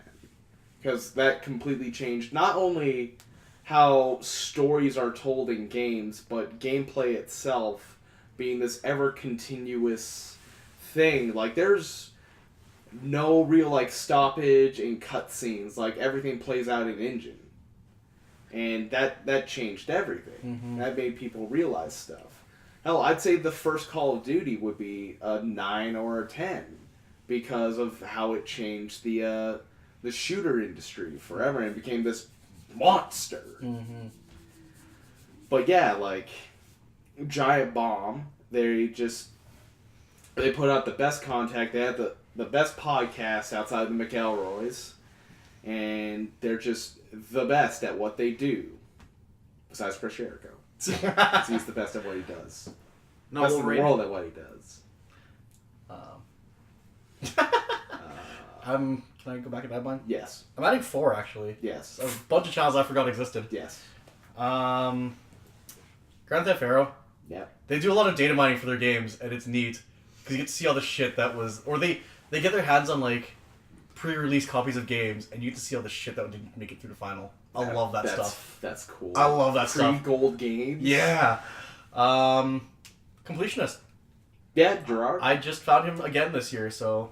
Rediscovered. Yep. And actually, along with your discoveries, Slow-Mo Guys. Yeah. I found them again this year, too. They're still fun to watch. And lastly, this channel! Yeah! I actually really enjoy this best. channel. Kiss ass. Of course. I mean, it was on my list, too. Hey! Hey! I just... Self-supported. It's number 7 on my list. My baby's only number 7 because I have journalistic integrity. Did you notice Can't put it on number 1. Did you notice I didn't rank it, though? Yeah, no, it's unranked. It's an honorable mention. There's the Coach's AP 25 poll for college football. Super Fun Podcast is at number 26 in the country. Right behind Clemson. It was actually number 1, but I'm just picking names right now. Losty. All right, well, I got 10 because Got I've 10. actually started watching a lot more YouTube this year. Mm-hmm. Number 10, I'm just gonna do this in like a collection because if I decided to do all of these, then it would be forever. Creepypasta channels. Oh, God. Rather than listening to music when I work out, I listen to creepypastas or pop. Like, for example, this podcast I listen to. Okay, yeah. Because... You listen to podcasts, basically. Yeah. Because it takes me out... Like, music, 3 minutes, and I have to change a song. Or I don't like a song, I change it. But with this, I can listen to, like, an hour-and-a-half video, and it takes me out of what I'm doing for an hour. Say I'm going for a run. I'll listen to that, and I'm on a treadmill, an hour and a half gone by, and I barely noticed. Because I just tune into what I'm listening to, and I tune out of everything else. So the creepypasta channels are number 10. Number 9 is Matthew Santoro. For the start of the year, what he was putting out was, like, he is up and down. That's why he's number 9, up and down for content. Because sometimes it's good, sometimes it's eh. Number 8 is Captain Destes. He's one of the first people I've ever watched, like, some of his live streams.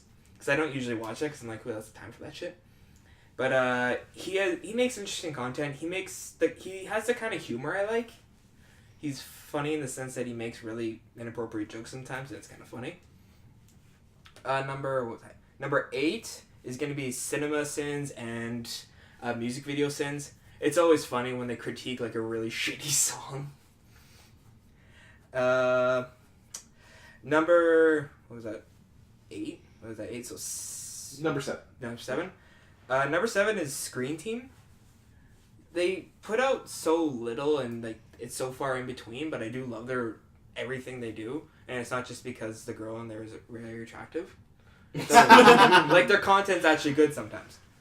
Number 6 is Shane Dawson, because at the start of the year, it was kind of I forgot Shane Dawson existed. Yeah, but as the year went on, his content got better, in my opinion, because he started doing series on his channel that I really enjoyed listening to. Number 5 is Dark Squidge. It's a channel of my number 4, which is Tomska. It's his vlogging channel. Tomska, I love, because you were the one that introduced me to Ask of Movies. Yeah, I did do that. And now I'm completely gone from Tomska. He's put out a lot of stuff this year, which I actually really enjoy. Like, a lot of his stuff this year is really good. Plus, he released Ask of Movie 10. Oh, did he?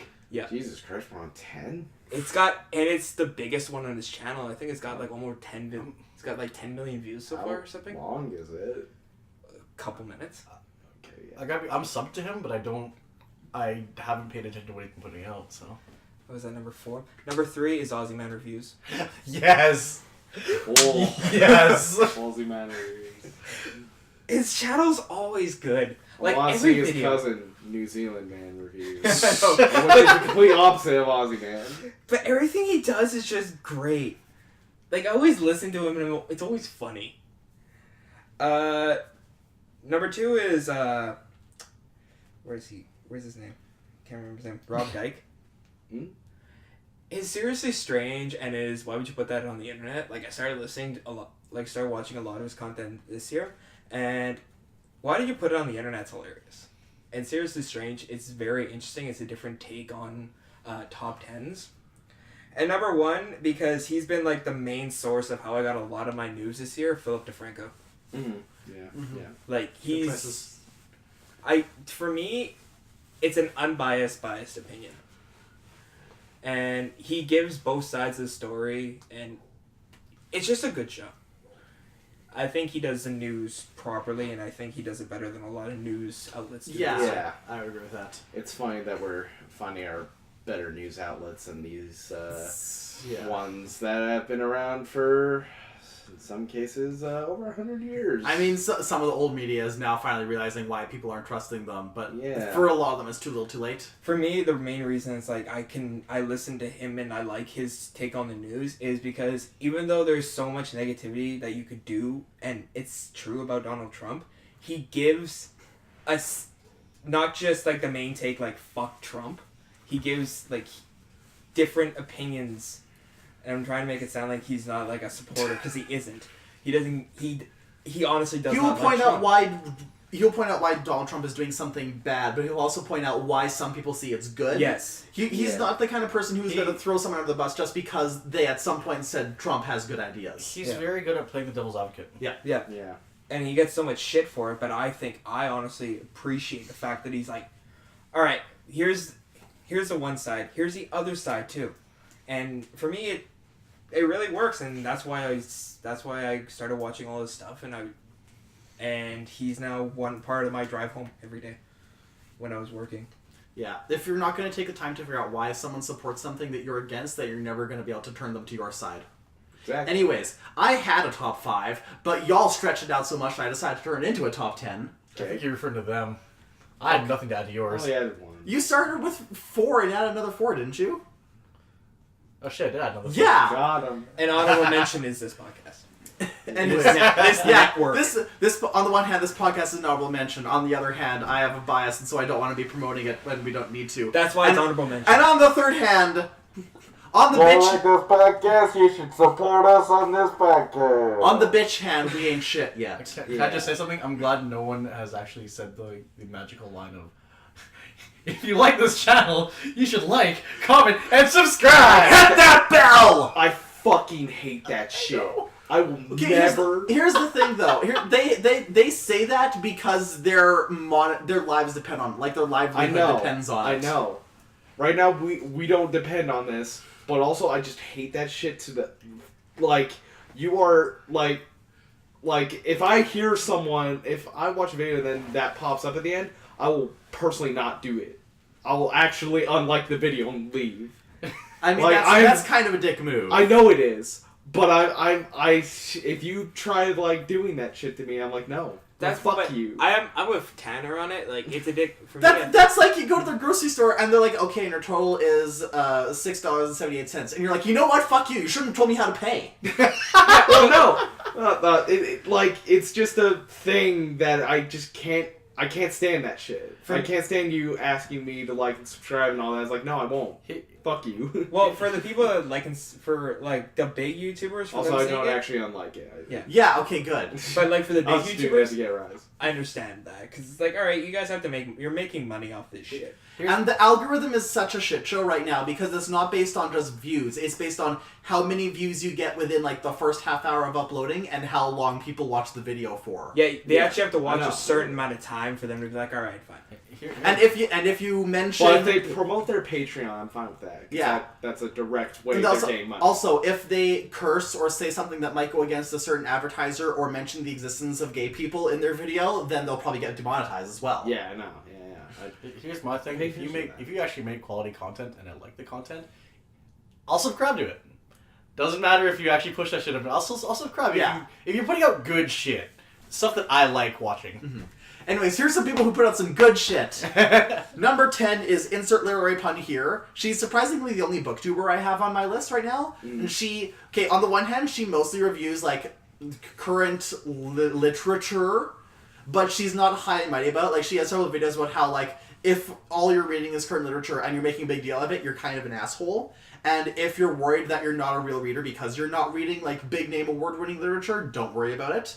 And also, her end-of-the-year video for the worst book she read in 2017 was so great because she was so bitter to the 5 books she was talking about. And she was so salty about people liking them, like having the audacity to think this was well-written. I loved it. Number 9 is Mr. Buddy, and he does videos about Pokemon. Ooh. His big series are what if blank real area was a Pokemon region. So we did one for the Western United States, one for Australia, one for Scandinavia. They're all really good. He also had this whole video where it was like, someone asked him to make his own Pokemon team, and he came up with like another storyline, whole plot thing taking place in Unova. Like an entire 3rd game series for that generation. Sweet Jesus. By the way, just because we're on the topic of Pokemon, I've been so tempted to like commission out this one artist that does like team commissions. I'm like, make us teams? Yeah, kinda. But also to have like, you know how like you, me, and Lindsay all got a not just Ultra Sun and Moon, but okay. just Pokemon Sun and Moon. Yeah. I want to commission them to make our summer vacation. It's like us with our starters and stuff, and like one of our favorite Pokemon on our team. And it's just us in like summer clothes on a beach. It's I could dig it.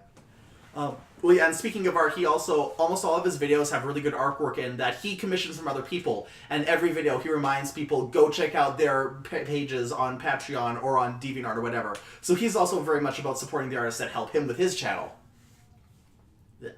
Let's see, and then number 8 is Jax Films, who I just got into this year, mainly because I keep seeing him on Fine Bros channels. He is hilarious. I also like that a lot of his videos are 5 minutes and less, and it's just that kind of very surreal, bizarre humor, the kind of stuff you would expect to see in like an ASDF movie, maybe on the cusp of that. Like, his main series is Yesterday I Asked You, and one of the videos was, Yesterday I Asked You, what's your fursona? Answers included Tony the Tiger, you. Someone just responded, whoa, whoa, whoa, whoa, whoa, and it took a minute to realize they were talking about Crash Bandicoot. So yeah, he's quality. Number 7, to go against Austin, is Cinema Wins. Yeah. Which is the antithesis of Cinema Sins. I'm sorry, but they're too salty for my taste. Yeah, there you go. Cinema Sins is so pure and righteous and made me respect one of 2 things that made me respect the Star Wars prequels this year. How they go into the, like, even if the execution wasn't that great, if you look into all the subtext going on, it's a really good and tragic tale of Anakin's fall to the dark side. I'll give the prequels that. Yeah. Least.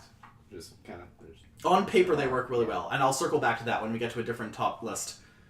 Let's see. Number 6 is a tie between Lindsay Ellis and Kyle Calgren, just because they're kind of in the same boat. Yeah. They do video essays on all sorts of film stuff. Lindsay mainly focuses on Disney movies. Like, she has this whole long thing on the history of The Hunchback of Notre Dame and how each iteration of it is a different metaphor for the current goings-on society. Like, right now it's a metaphor for, like, the outcasts and the downtrodden, how they need to rise up against controlling society. When it was first written, it was about preserving historical landmarks. Yeah. Then my thing keeps on telling me I'm typing, but I'm not typing. Number 5 is Melinda Kathleen Reese, who's most famous for her series Google Translate Sings, where she takes song lyrics and puts them through several layers of Google Translate and then brings them back to English to see what turns out. Basically a blender. It's so funny. That one you showed us at the wrap up for Club. Which one did I show you? It Taylor was the Swift's. Taylor Swift. Yeah, I showed you Taylor Swift. That was a weird one. The best one know is how to Thriller, read. because the best one she did was Thriller for Halloween, because it starts off with her explaining how when you change it in languages, some languages interpret it as scared, some languages translate it as excited. So it goes back and forth between a really dark song and a really happy song. And there's one sequence that goes, "'Cause it's a beautiful, wonderful night, be the fact that we are dying." Let's see. Number 4 is The Dom, who's famous for his series Lost in Adaptation. He's just really good analysis of a book and a film and how they compare to the adaptation. And he even did a 3-part thing of reviewing the original Total Recall story, which is called We Can Remember It For You Wholesale, then the Schwarzenegger film, and then the remake with Colin Firth, and how each one compared to each other and the novel. And spoilers, the latest one was the most completely off. But to be fair to both of them, they're very completely off from the original Philip K. Dick story, because that one was fucking weird. Still a great movie. Yeah, And I also, haven't... it has one of the greatest fucking lines I've ever heard. And it's like, consider it a divorce. Shoots the fake wife. Let's see, number 3 is Not Even Emily, and she's one of the people who I followed to YouTube from Vine after it shut down, and that was really sad, because I found out a lot of people I thought were funny are only funny for 6 seconds. Yeah. And once they came to YouTube, it was like, no, I don't want this anymore. But Not Even Emily really managed to keep up her standards. She has a really great, dry sense of humor, where everything just delivered in almost the exact same tone, and she does really... I wouldn't say topical videos, but they're really real. Like, she had one talking about trying to be an Asian actress in the era of Ghost in the Shell, Scarlett Johansson, where she had a whole skit where she's auditioning for Asian Girl number 2. And they're like, can you just look whiter while you're doing this? And then she just pulls out a Scarlett Johansson mask and tapes it to her face. And they're like, wow, you're perfect. And then afterwards she does a thank you, and she's like, I just want to thank Scarlett Johansson for just always fucking being there. All the time. Although I have a feeling I know what your number 1 is. Oh, we'll see. Number 2 is Thomas Sanders. Oh, well, I'm wrong. Thomas Sanders is a shining fucking light in these dark times. And also he's single, so if I ever end up in Florida, you know what's going down. Yep. And number 1 is Andre the Black Nerd, who's also a shining fucking light in the dark times. He does reviews of basically anything. He does whatever he wants. He deserves way more followers. And also he's a Power Ranger now, so there's that. He is, isn't he? Yeah, he's on the Power Rangers Hyperforce, which is like the RPG live stream. He is, yeah, okay. That's like officially sponsored by Saban, so Nice. yeah. There we go. So it sounds like we all chose our channels on really pretty good merits.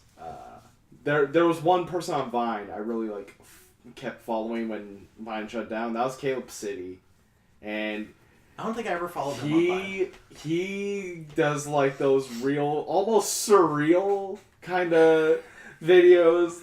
Like my all time favorite Vine is, you better scramble like an egg before I fold you like an omelet, and then Jaeger, and it's just him falling down in slow motion.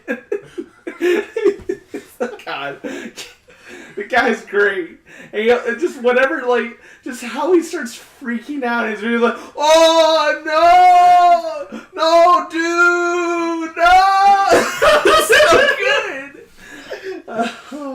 good. Caleb, he's great.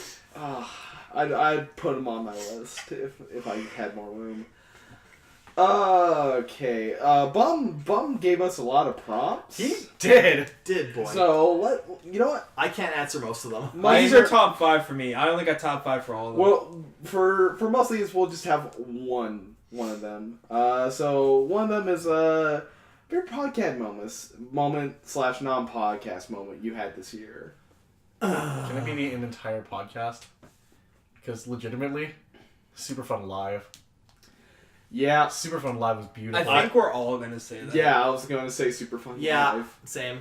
It was the best moment I think we've had so far. Like, I am so glad when I think it was Rye asked the question of like, how'd you guys meet? And you were on the fucking ball with fucking Grinder. Oh, and we all were just able to keep that ball rolling. That was beautiful. Slayed the whole place, and Liam especially added with that. Is like I was just getting some milk, and like I just saw these guys just behind a dumpster, and just giving her.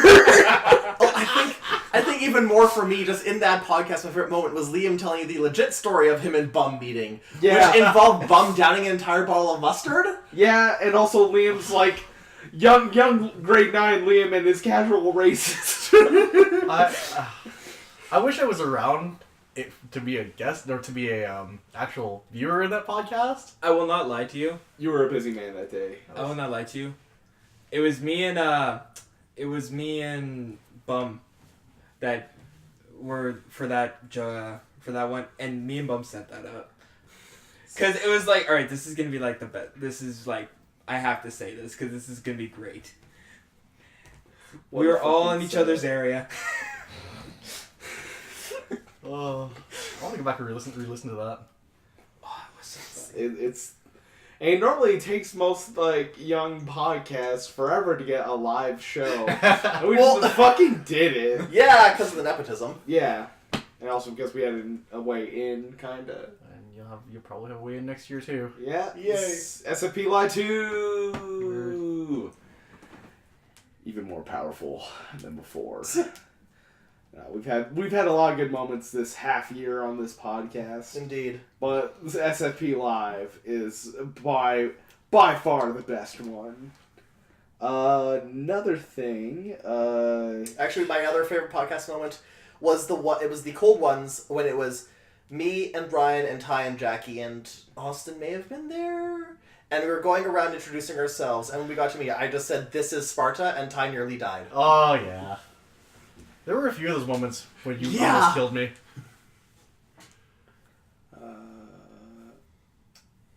top things that got away, stuff you really wanted to see, do, play, get, but never got the chance to this year. I never got around to seeing Kingsman. Yeah. I still haven't seen Coco yet, but we were discussing maybe fitting that in before the new year. Maybe. And also, there was a book that was sitting on my to-read shelf called Symptoms of Being Human that I planned on reading in January, and it kept on getting pushed back when I found other stuff I wanted to read more. I have a few things that got away this year. Come back to me. Because I have to, sort out which one. Nothing actually got away from me. I don't have any regrets from this year. No regrets at all? I did everything that I wanted to do this year. That's pretty good. That's pretty good. I did everything that I set out to do this year. I guess Kingsman, mostly. That's something that got away from me. I also wish I got more Switch games, but those things are fucking pricey. Yeah, I Like- Switch games. Okay, so I bought Mario Kart 8 today, and I also bought Mario Odyssey yesterday. And Mario Kart 8 alone costed me almost like $90. What? These cartridges are pricey. It's an investment with that Switch. That's why I'm hoping that maybe we'll get more sales. Oh my god, fuck Yeah. Next Gen Gaming. Jesus Christ. What's our dollar? That's the big problem. Yeah. That's way more than I am comfortable spending on a video game. Damn. Also, you're getting a lot of content from Mario Kart 8. Plus, I'm probably going to trade in my old Wii U copy of Mario Kart. I don't need that anymore. I'm gonna date myself pretty bad. I remember paying $30 for Persona 4 New. sealed collector's edition. Remember when new games cost like $60? Yeah. It feels like eons ago. It was last year. But that's like last That's 2 gen years consoles. Last gen consoles, but new gen consoles, fuck, they're pricey. Yeah. Like, well, I was looking at The worst is Nintendo because they don't put their games on sale and they don't lower their prices. Like Mario Kart Wii was like $50. I think it dropped as low as $50. Nintendo knows what they're worth. They're like, no low ballers. We know what we are. I would say if I regret or something I missed at any point in the year. I miss Mom. Aww. He'll be back Soon? Yeah, he's actually supposed to be moving back into town tomorrow. Hey! Yeah. Weird Uncle Bum returns. Yeah. As you were saying. Bloodborne. I got the game, I downloaded it, and I played 10 minutes of it. It was so fucking cold. and then I rage quit. So it's like that's the one thing that got away from me this year is I did not pick Bloodborne up, and I'm going to start. Bloodborne. Hey, did we do tops for games or no? That's coming up. Oh, yeah. You jumped into Bum's list, so I wasn't sure if we were wrapping up or not. Yeah, no. Cool. I think this one's actually pretty good. Things you said you were going to do but didn't, or you actually did. I think that's pretty good. At some point, I said I was going to seduce Austin. Yeah. This never came to pass. Never happened. Next year. I said I was gonna drive out to Moose Jaw to do a one-on-one with Bum, but Guess that's not gonna happen anymore. yeah, now Well, I can you just, don't I really just need to drag now. him here now. Kind of glad I don't have to do that now. Yeah. I'm kind of with how Ty put it. Like, for example, this year, I told myself I was going to get into university. Got into university.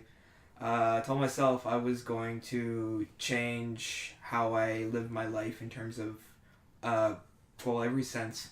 I started not giving as much of shits about stuff and started being happier. I made dramatic lifestyle changes with my diet and exercising and all that. This year sucked for a lot of stuff, but for me it was pretty good. I got a lot accomplished this year. Yeah, you worked your tail off. And I got to be at the point where the guy from Saskatoon said if I ever wanted a job in Saskatoon, he'd give me one in an instant. And then Leah said, "Stop trying to take my fucking guy away." So that's a good moment when your boss gets mad when someone's trying to take you from work. You know you're fucking good at your job when. Yeah. Yeah, man. No, I said I was gonna start running again. I did. I bought a gym pass to go running. I've been doing 5 to 15 Ks a week for the last 4 weeks. No, 8 weeks. Holy hell! I've been doing this for a while. I don't know. Had my vacation with my friends, which was top of the list. I made my first major mod to my car. That instantly got undone because of warranty shit, but whatever. Yeah. I said I wasn't going to go to the track this year, and I did. So, take that for what it is. I don't know. I mean, I'm... Fitness goals, education goals, I'm still in school. I did everything I set out to do, I think. Now it's just trying new things, which I'm kind of scared shitless to do.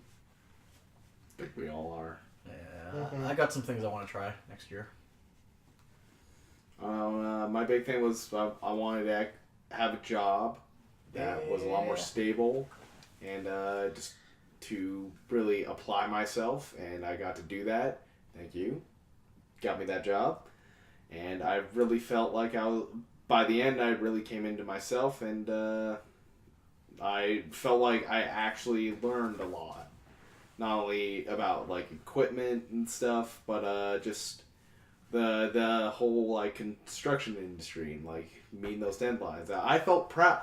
I always had the hard day. Like every day there was hard, but it never drove me over to the edge. I was always like, yeah, it's just another day, and I always felt good coming into work, even if my body was aging a lot faster than expected. Knees. I have back, shoulder, and knee problems from work, but that's just me being like, you know what, I put in everything I got to that place. Yeah. And I'm not the same as you, Ryan, because there was a lot of times where I was leaving work because, well, Colin forced me to. But it was like I was leaving work and I was pissed off. I'm like, I don't want to leave. There's still so much to be done, and I don't want to put it all on Ryan. I don't want to make it seem like I'm putting everything on you. So I was like, that's why I'm doing all this overtime and all that shit. It wasn't because I wanted to. It was because it was like I don't feel like I don't want to leave you with this massive workload. I don't want to look like that asshole. So it was like, right. I never ever thought of it as you being an asshole. I was like, he's doing so much. Ryan. My job is really to make sure that your morning isn't hell on earth.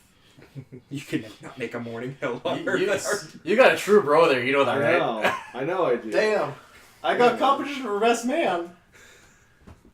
No. I don't know, man. You're the older brother I never got. Aww. That I have now. You know what this is? This is the character development question. Austin, help!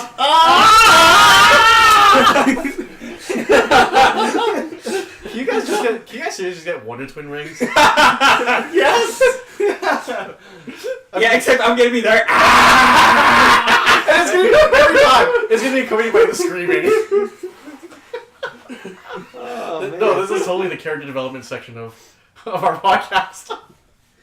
But yeah, no, like next year I kind of want to follow in your footsteps in that I want to get rid of this specifically. I want to tone up a bit. Yeah, same. I know it's not just hitting the gym. You gotta change your diet. You gotta eat less junk.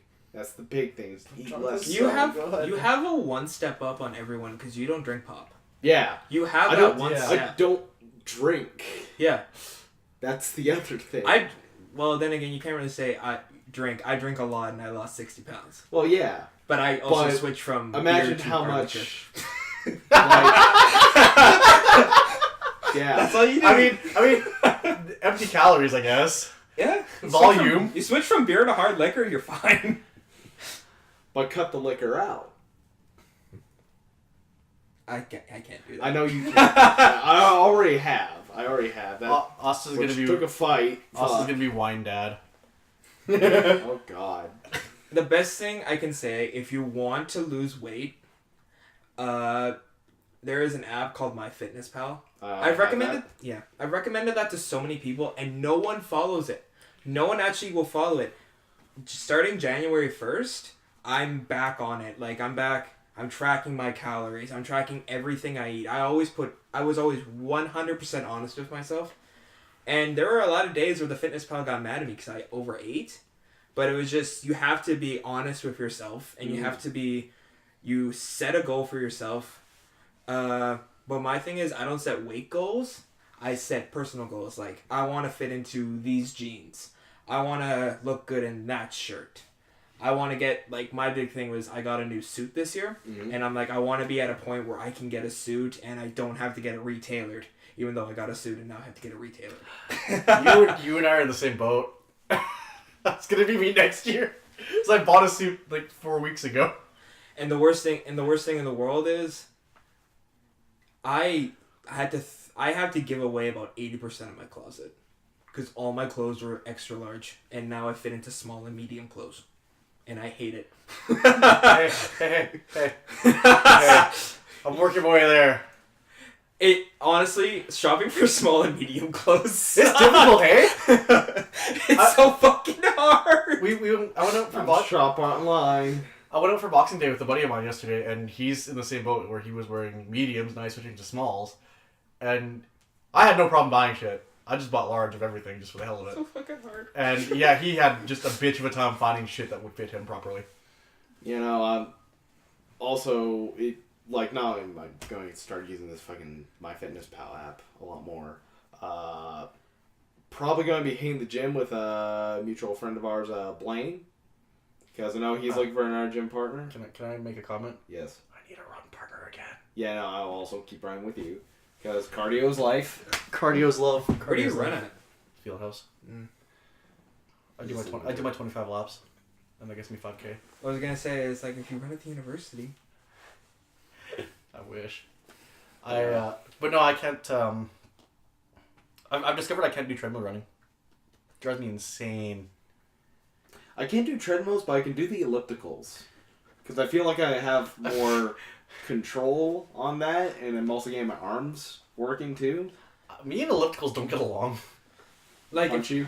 Like if I was Punch you in the locker. What? You heard me. Were you bullied by an elliptical?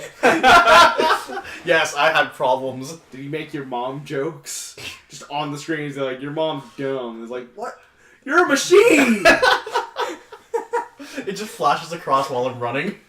Your mom's so fat she can't even ride me. She can't even go up this hill, which is like, I get motivation? Skynet! No, I feel you on that though, because fitness goals are important. Yeah, I guess my goal for next year is to go back to the old job and work the year there and like just save up, because that was also a goal of mine this year, is to have more money in my account than I started the year with, which was like about under $1,000 before I crushed that. Damn. Well, by the start of the year was pretty rough. Oh, this is true. Yeah. Oh, yeah, that's right. Yeah, $3,000 on a car. I didn't really want to spend $3,000 Fuck. on. I forgot that was technically last year. And by the end of the year, I have 4 figures, and it'll December 30th. It'll hopefully be at about $4,000. Is 2018 our move out year? Our sitcom move out year? Maybe, but I'm also planning on saving up for school. I'm buying a house. Sorry, guys. Maybe. What? Maybe. Yeah. We'll really have to see. Well, you know what? I work so much in January, but that means more money. You know what? If I can find some creative outlet to supplement my paycheck with through Patreon. I tell you what, if I manage to actually buy a house in the next 2 years here, welcome. Yay. But also, like, I have been looking at universities, and not just ones in town. I've been looking at ones out of town. I considered it. I'm considering it. And specifically a university out in Calgary. You better fucking come back at the end of it. Oh, yeah. For one, this wouldn't be like a full-time thing. It would be a diploma program. But, for one, also, like, throughout next year, I want to be doing night school and, day school and then go to work. And just get my grades up again. Because I look back at my student record and I'm like, I am not proud of that. I actually hate these scores I have on most of these, and I want to kind of redo it, but I also want to get the wheels back in motion. Mm-hmm. So yeah, goals. But Bum has gave us a bunch of stuff. I'm gonna. This one's all right. Top podcast you enjoyed this year. This one. I mean, I only really listened to this one, so this one. I've got this one, and I've got this one, The Chronicles on Tape, and the Unicorn Circuit. Oh, no one knows what the Unicorn Circuit is. No. You're better off. Yeah. I got really big into podcasts this year. You mean the McElroys? No, I mean so many other podcasts. I only have one McElroy podcast on here. My number 5 podcast is Walkout Boys. Yeah. With Nick Sampson and his friend, whose name I can never remember. It's 2 comedians from New Zealand, and they go see a movie, and then they walk out halfway through. So the first part of the podcast is them recapping what they saw to their best of their memory, and the second half is them trying to guess what would have happened next. And you get weird shit like Sully from Sully Sullenberger usually flies in and saves the day. Things crossing over with each other. The Bad Moms turned into a historical fantasy with the Golden Book. And then they found out that Bad Moms 2 is also a sequel to Sing, because the Golden Book is what gave the animals the power to sing. But it's also what started the Planet of the Apes. You are hurting me right now. Anyways, number 4 is My Favorite Murder with Georgia Hardstark and Karen Kilgariff. And Lindsay got me hooked on this one. It's a true crime podcast, and I was telling Ty about it the other day, too. Yes. And that's a fun one. It's about death, but it's fun. They actually talked about Chris Benoit's double murder-suicide. Oh, really? I found that really interesting. Wait, did they? Yeah, they did. On that podcast. Really? Yeah. Holy shit. If I believe this, the two ladies, they bring in like two different murders. Each one brings in a different murder. Yeah. Except for the 100th episode, they both did the same murder because it was their favorite murder. Yeah. Huh. Yeah. Anyways, number 3 is Always Open from Rooster Teeth. Yes.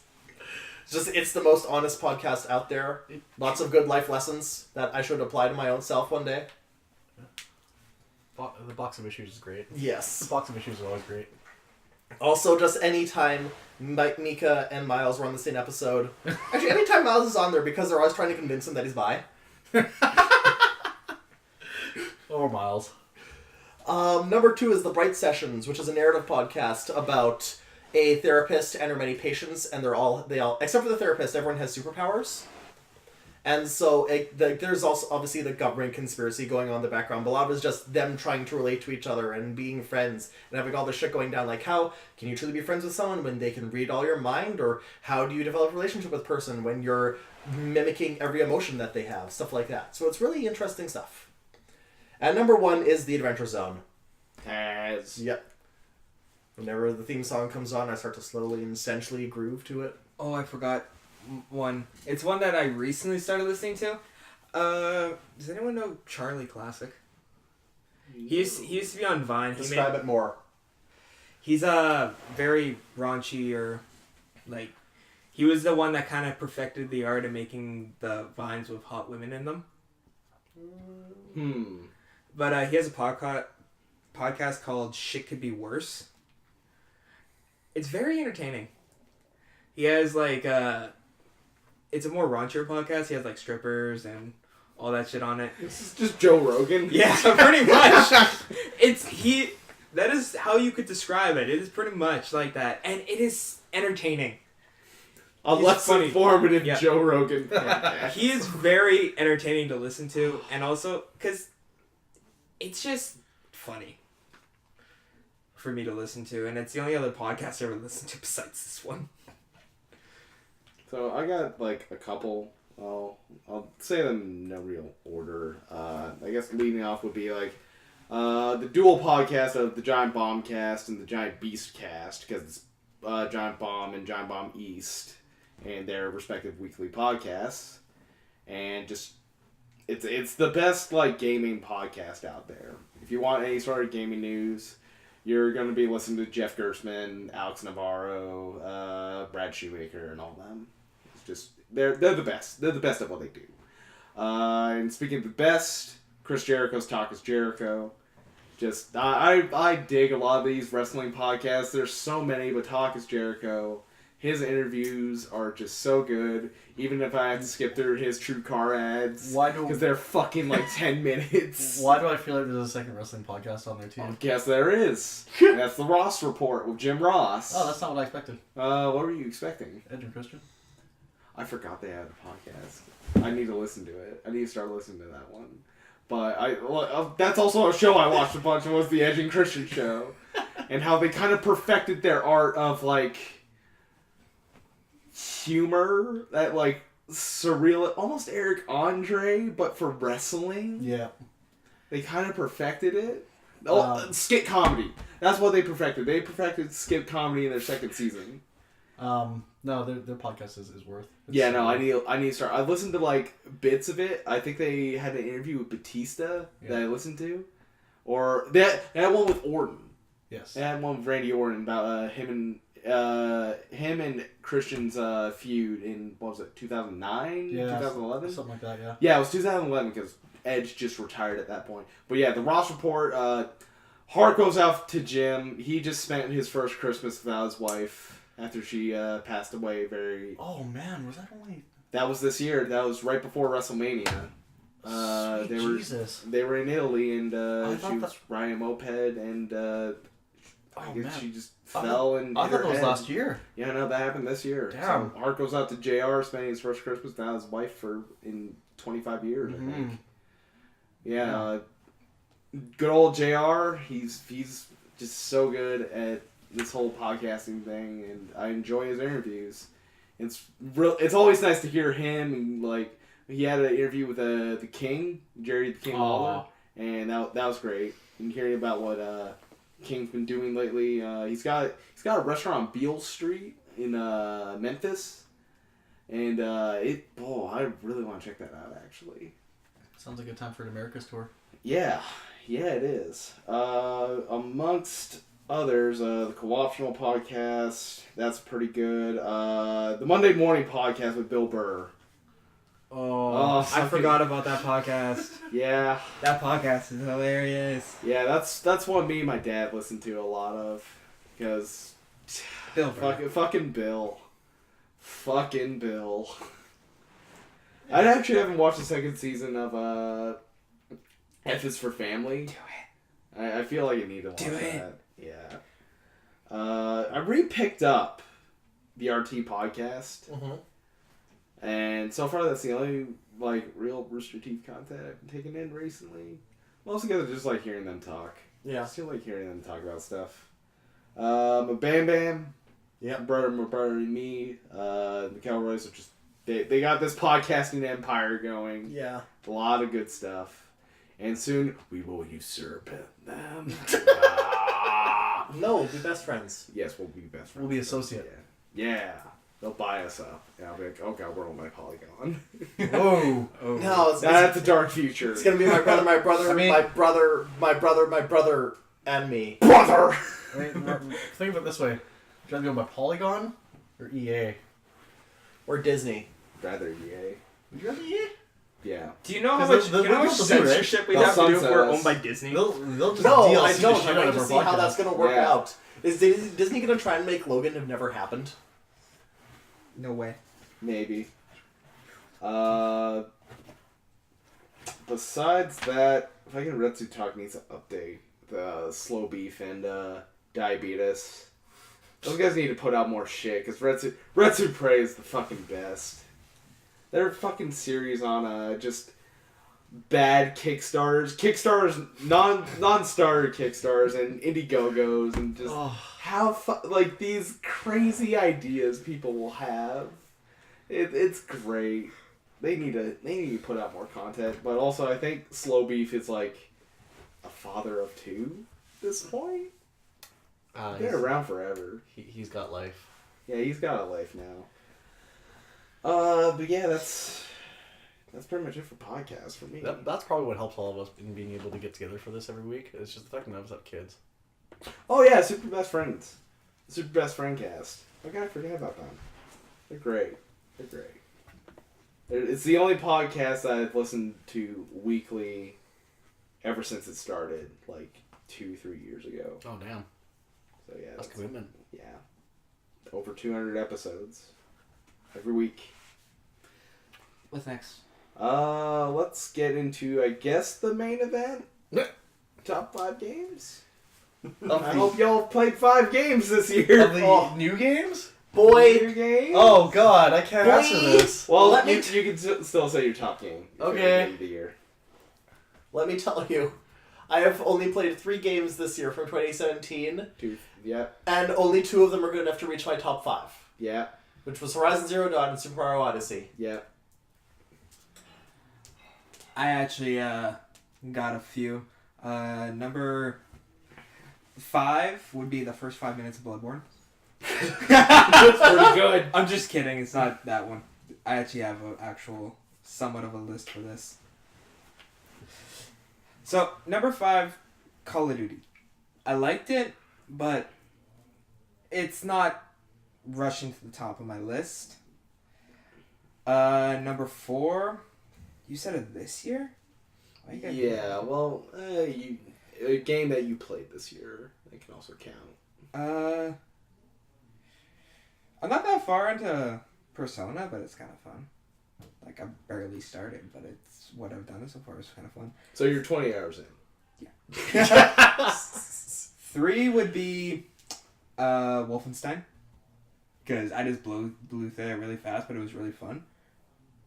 2, Injustice 2.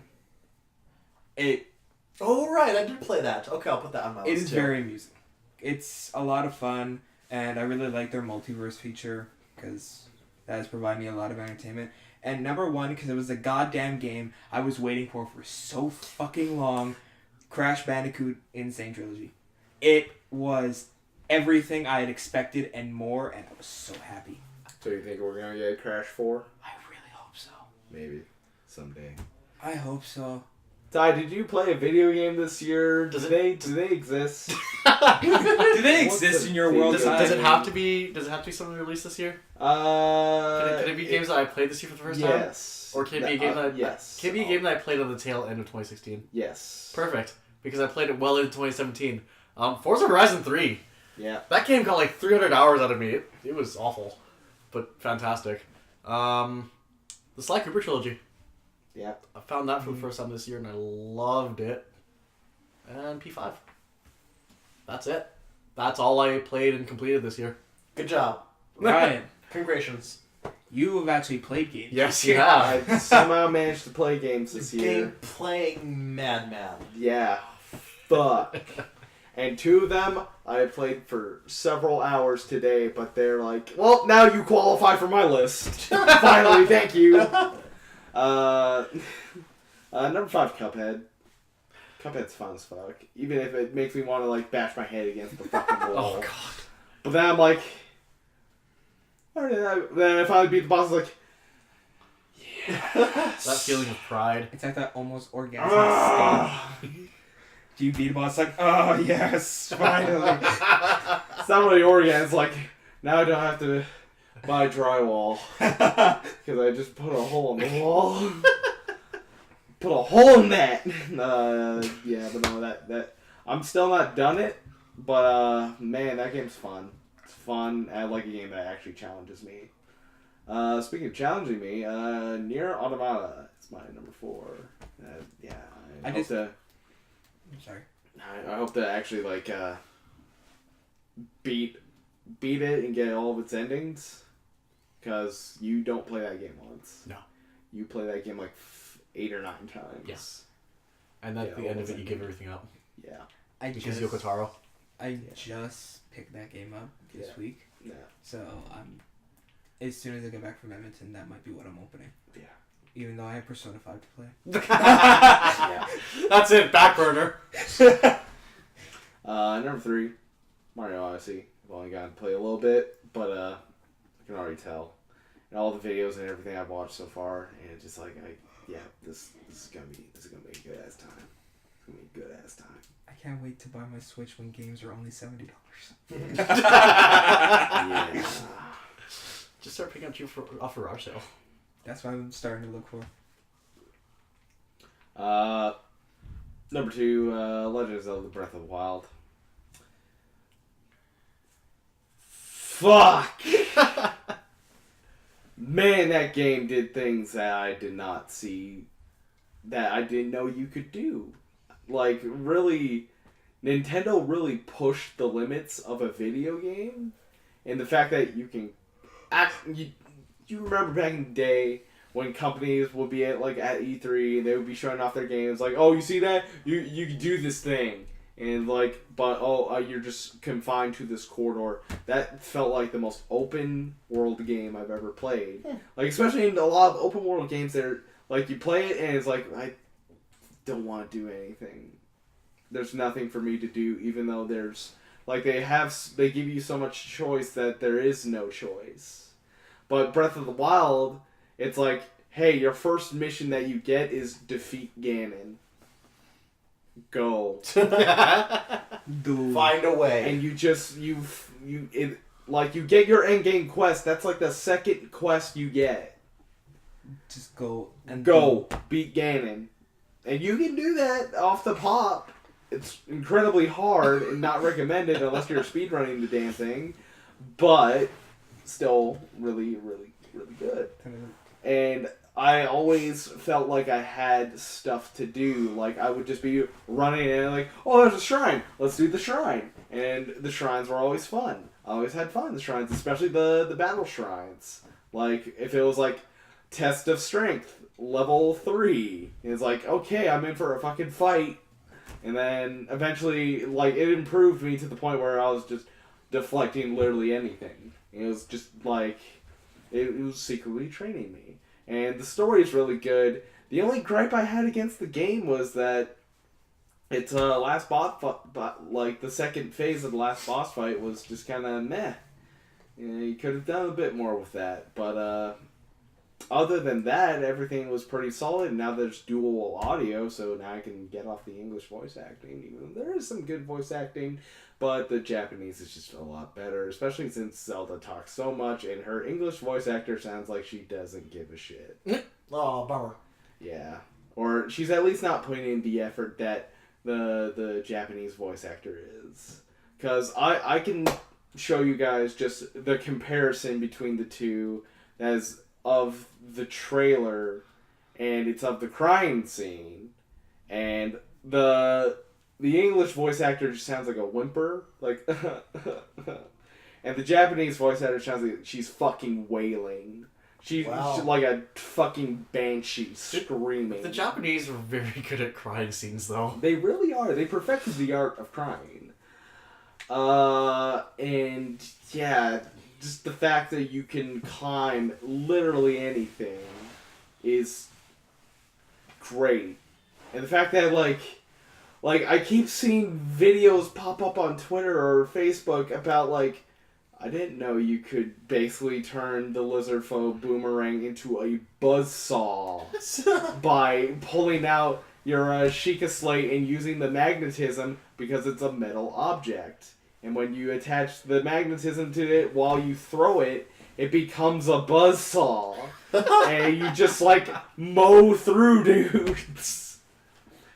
And just, man. And all the videos of the, like, creative ways of taking out the Ninja Clan dudes. I'm just like, alright, put it in stasis, hit the thing a bunch, then activate him when it just activates, and then he, like, jumps back.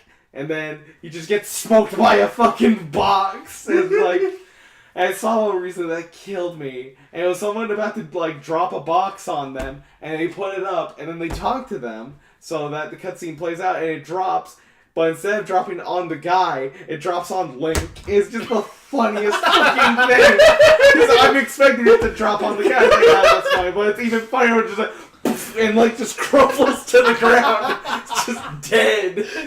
It's like, oh my god. The best one I saw was when they chucked the sword in the air and talk to the person, and they go through the whole conversation, and they time it just right so that as soon as the person turns into the ninja, the sword goes through them.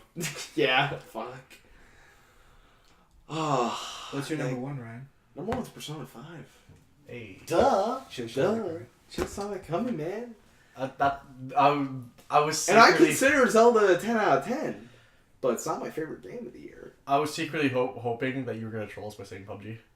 Yeah, no. I took, like, before I picked up Nier and Mario, like, my top 5 had PUBG and Call of Duty. Oh, it got bumped out? But it was more like, I don't want this to be on my top 5. It's a fun game, but it's not my top 5. But I need to play other games to qualify it for my top 5. And then I did. I was like, bye PUBG! And my god, you were good, but not good enough for my top 5. I need to add an honorable mention for mine. Yeah. This is something I haven't told any of you yet. Yeah. But I went back and replayed something. What? Doki Doki Lit. Wow, you actually went back! I went back and I did it. That was also on my top 5, but I got bumped out. It was... Yeah, if it were more... Yeah, well, no. That game was solid in what it did to me. But I went back and I did it. So, yeah.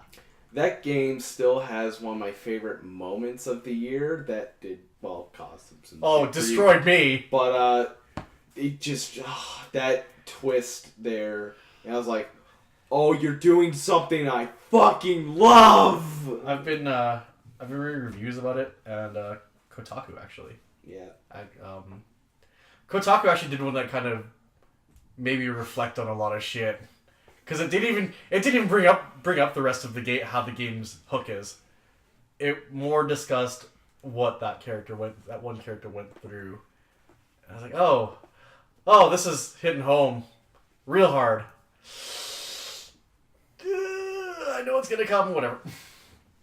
No, that game gets honorable mention because it did what it did, and it did it beautifully. Now that I just look back and observe it. Did you go back and play it? I did. Yeah? I beat it. Yeah? It's good. You got through everything? Yeah. Yeah. It's good. Yeah. Yeah, we don't have any emails this week, so... Aw. Yeah. But where can you find this email? The description box. No one reads those. I thought we were gonna do comics and books. Well, Am I the only person who reads? Do you, I have everyone reads here? I have some too now. Okay. Tanner, lead us off. Which first? Books. Okay, and to be disclaimer, none of these books are from this year. Yep. I only read like a few books this year, and I didn't like them that much. Yep. Or a few books from this year, but I read many books this year that were not from this year. Anyways, I just want to give an honorary shout out to Lovecraft Country by Matt Ruff, mainly because the book was pretty good, but it's being adapted into a television series with Jordan Peele. And so that's why I want to take note, because it's set in the 50s, and it's the trials and tribulations of this black family that get involved with some, like, white eldritch cultists that decide to use them in all their schemes, and the black family's like, oh, fucking fine, we'll do this for white bullshit. And then in the background, they're trying to figure out a way to just end this family for good. And so Jordan Peele at the helm, that's going to be a really good show. Number 5 is The Tragedy of the Sith's Revenge by Ian Desher, and that's the Shakespearean adaptation of Revenge of the Sith. I was very emotional by the end of it, because it made me actually care about Anakin getting dissolved in lava and shit like that. Number 4 is To All the Boys I've Loved Before by Jenny Han, which is a really cute, schmoopy YA romance book that is actually like one of 2 parts, so the story doesn't actually end by the end of it, so I now really need to get a hold of the second book. Number 3 is Whatever, or How a Junior Year Became Totally Fucked, and it's a bisexual stoner comedy. Cool. Number 2 is The Hate You Give by Angie Thomas, which is a really good YA book about the Black Lives Matter movement, but even though it's about really serious stuff, it manages to keep a lot of levity throughout the whole thing, which was a big selling point on it for me. Like, the fact that the main girl is dating a white guy, and she doesn't want to tell her dad because she knows he's going to have words, but she told her grandma, and grandma was fine. She told her, get your swirl on, girl. Then she shouts it from a random place in her house, and no one knows where she is exactly. And number 1 was The Reader by Tracy Chee, which is one of my favorite books. It's set in a fantasy world where they never invented writing, and so the girl who manages to find, like, the one book in all the land is now the most powerful person. And the sequel just came out, like, in September, and it has such a good-looking cover. It's so pretty, and purple. Those are my top 5.5 books. I only have 3. The Disaster Artist. Nice. I read it this year and it was really good. I may have actually read it before I gave it to Ryan. Yeah. You know what? I was gonna do that with Noah's a 4-letter word. I was like, no, he should be the first to read this copy. Yeah, maybe. Number 2, I really got into, like, I don't know what drove me back to it, but I started reading the Tolkien books again. Ooh. And I read the Unfinished Tales.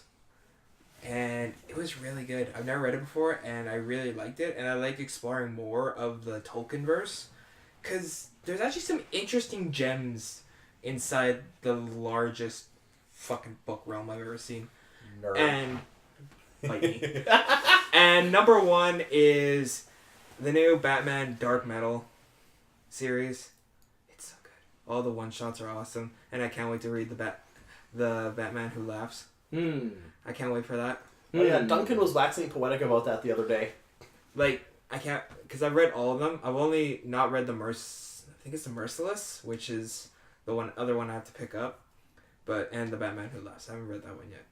Only because someone was looking at me really bad when I was trying to read it at the comic book store. So, but yeah, it's just an edgier take on Batman, and it's so interesting to see, like, the different universes and how Batman, like, this is what would happen if Batman was driven over the edge. Like, Aquaman sinks Gotham, and Batman adapts to, well, it's a Batgirl in this case, but adapts to the water living, raises an army, and takes on Aquaman. It's just epic. Or Batman morphs with Batman becomes like a killer cyborg and just kills everyone. in every version of it, Batman just murks everybody. Yeah. Is that for you? Yeah. I don't understand it though. Batman has no powers, and yet he murks all the strongest superheroes. Well, why the fuck not? Because everyone loves Batman. Why the fuck? He also prepares. He has a plan. countermeasures He has a for plan everyone. for the plan of the plan of the plan. He also opens up the Wonder Woman box, and there's nothing in there because she has no weaknesses. Oh. That's her weakness, a stern talking to. Yeah. On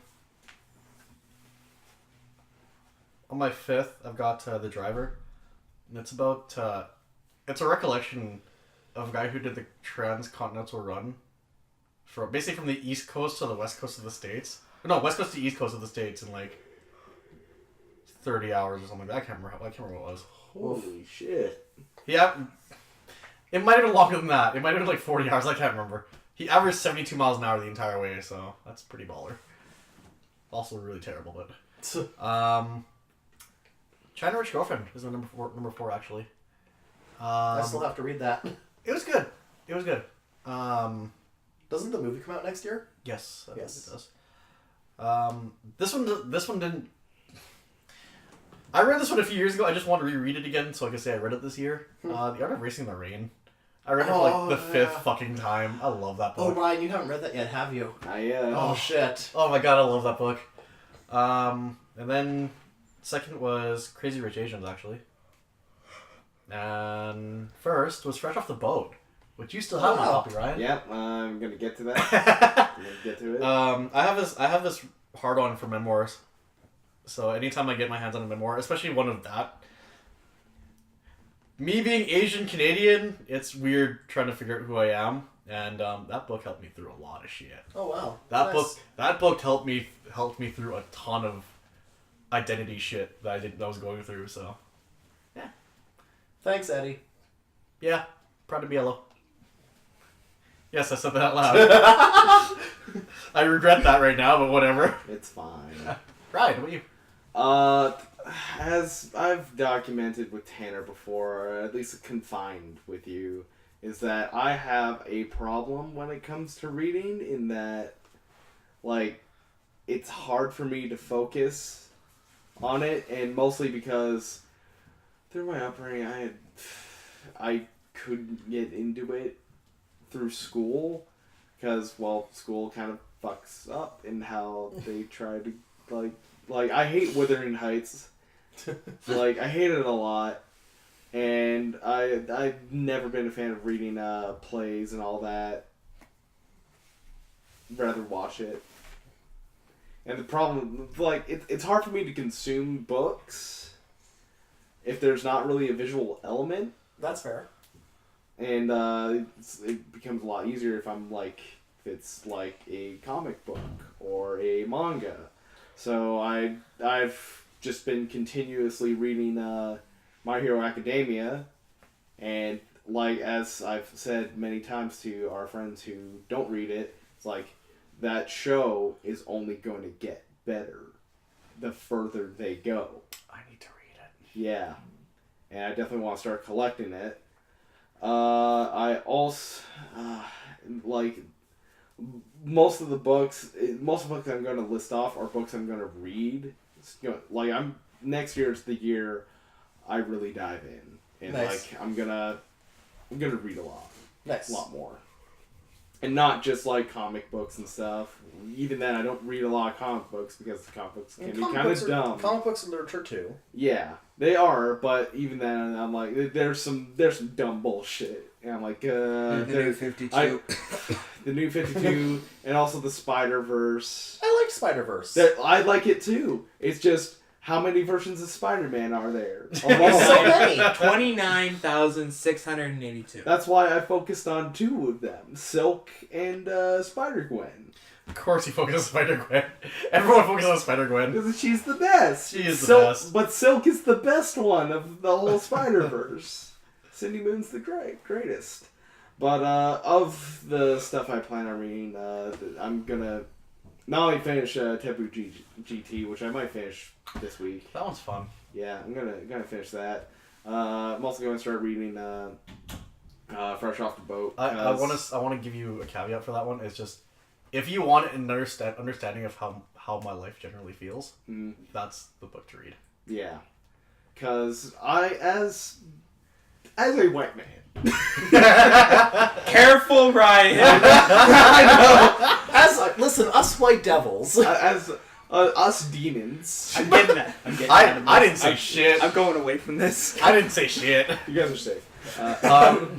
Like I wanted to learn more about other people and other cultures and a lot of stuff. Hell, I want to learn more about my own culture, especially a lot of my heritage comes from the British Isles. I'm basically an amalgamation of the British Isles, and like I like reading memoirs. I like reading. I like hearing about how people have gone through life and how they've grown. And not only I want to read that from Fresh Off the Boat, I also want to read this from Knows a Four-Letter Word, which is Chris Jericho's, what is that, his third book or something? Third or fourth, I think. And it has the subtitle of How I Failed Spelling But Succeeded in Life. And I kind of relate a lot to that. Yeah, that sounds like your story. Yeah. I need to pause you for a second. If you find any more memoirs this year, please just forward them to me. Like any memoir? Any. I love reading about people. I'm pretty sure I still have Craig Ferguson's autobiography somewhere in my Ooh, house. sounds really I love good. reading about people. Craig in their Ferguson lives. actually, his autobiography is really good. So I also want, like, basically I'm just gonna, the books I got from Christmas. Killer, the Doug Gilmore memoir, and for those who don't know, Doug Gilmore was a hockey player. He's one of the greatest power forwards of a generation. Hell, he kind of changed the game a little and kind of paved the way for guys like Eric Lindros and Rick Nash. Just big, fast guys in the NHL, and his life and how hockey revolved around it, and basically how he became a legend on many teams. Like, he played a lot with the Flames. He won the Flames' only cup in '89. He played a lot with the Maple Leafs in the '90s when they were one of the best teams to really never even make it to the cup. Because the '90s was one of the most ultra-competitive eras in hockey, really, when it felt like everyone had a chance. That the 30th ranked team would still have a superstar who's putting up like 40 goals a season. And there was guys putting up 80, 90 goals. Dang. It was rough being a goalie. But there were the good goalies like Dominik Hasek, Martin Brodeur, the list goes on, basically. Patrick Waugh, the greatest of all time. And just reading about one of the guys who helped grow a generation, inspired a lot of guys like Sam Bennett on the Flames, who wears 93, which was Gilmore's number. Yeah, want to read that. I also want to get more into science fiction. So Lindsay got me iRobot and The Foundations. Oh, nice. So Isaac Asimov's series of books, and I've always found sci-fi to be a very interesting thing.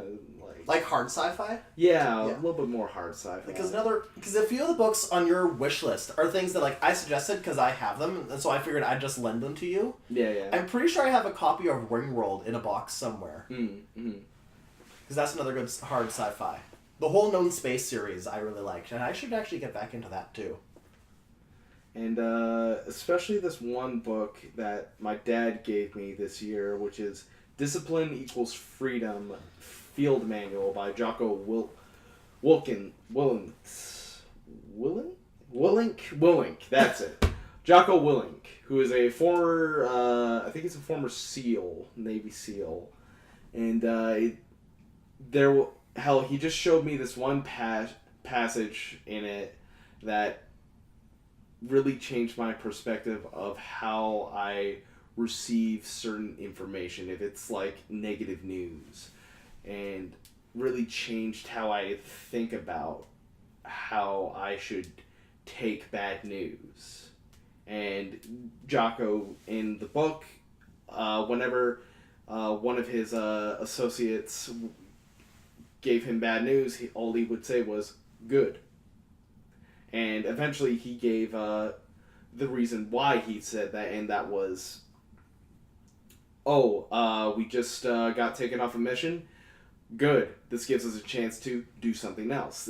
Basically, turn that negative into the positive.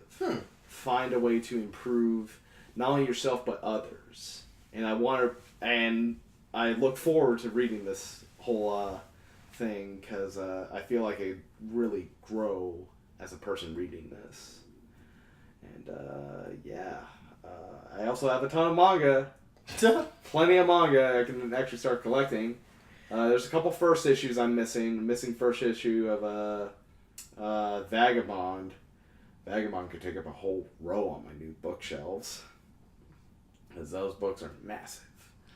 And missing first issue of Beck, Big O, stuff like that. Get more manga this year now that I have bookshelves. It's so nice to not have books just lying about in my room anymore. They're all in a place. Very happy about that. But yeah, books. Is there anything else that we want to talk about? Yeah, I had my comics list still. You want to blast those off? I'll blast those off. I didn't get a chance to list down the creators, so if you just search for the title and then comic book, you'll be able to find those. Number 5 is Angelic, which is good. It's a post-apocalyptic future after humanity's gone, but all the genetically engineered animals that they used to fight the war are still around, and they've tried to create their own city. So now you've got like flying monkeys and the hyper-intelligent manatees and Shakespeare. Horse people. No, Shakespeare quoting dolphins. Neat. Number 4 is Justice League / Power Rangers, which was a really quality crossover. Number 3 is Go-Go Power Rangers. Number 2 is Mighty Morphin Power Rangers. And number 1 is The Wicked and the Divine, which is my favorite comic book forever. Shocked there wasn't another Power Rangers.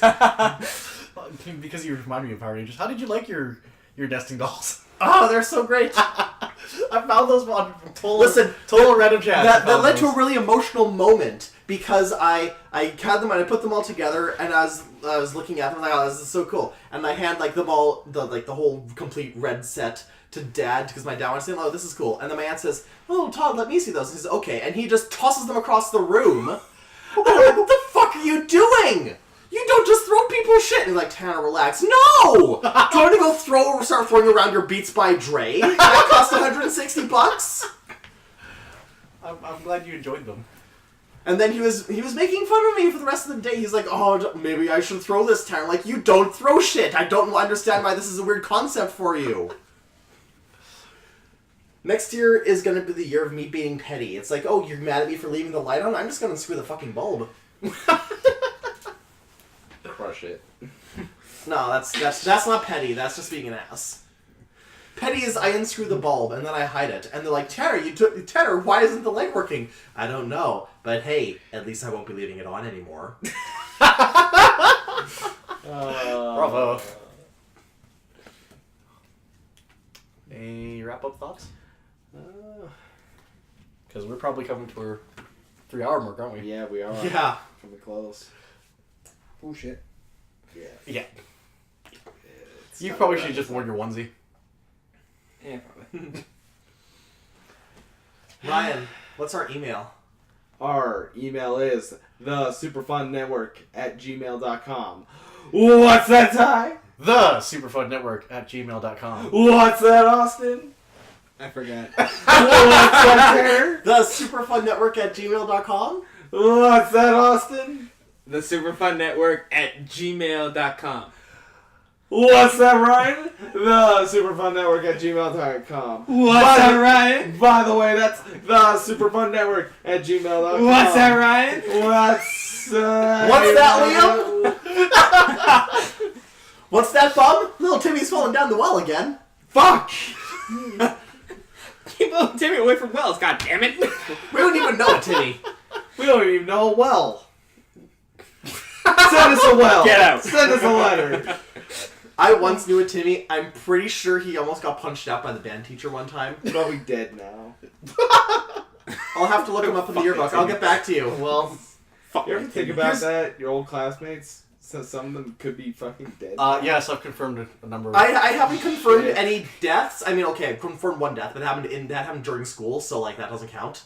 Oh, I know what you're talking about, actually. Yeah. Yeah. No, it's I not looked yet up from us. I looked up a few old classmates, especially from Calgary, and one of them turned out to be gay as fucking. Like I knew it.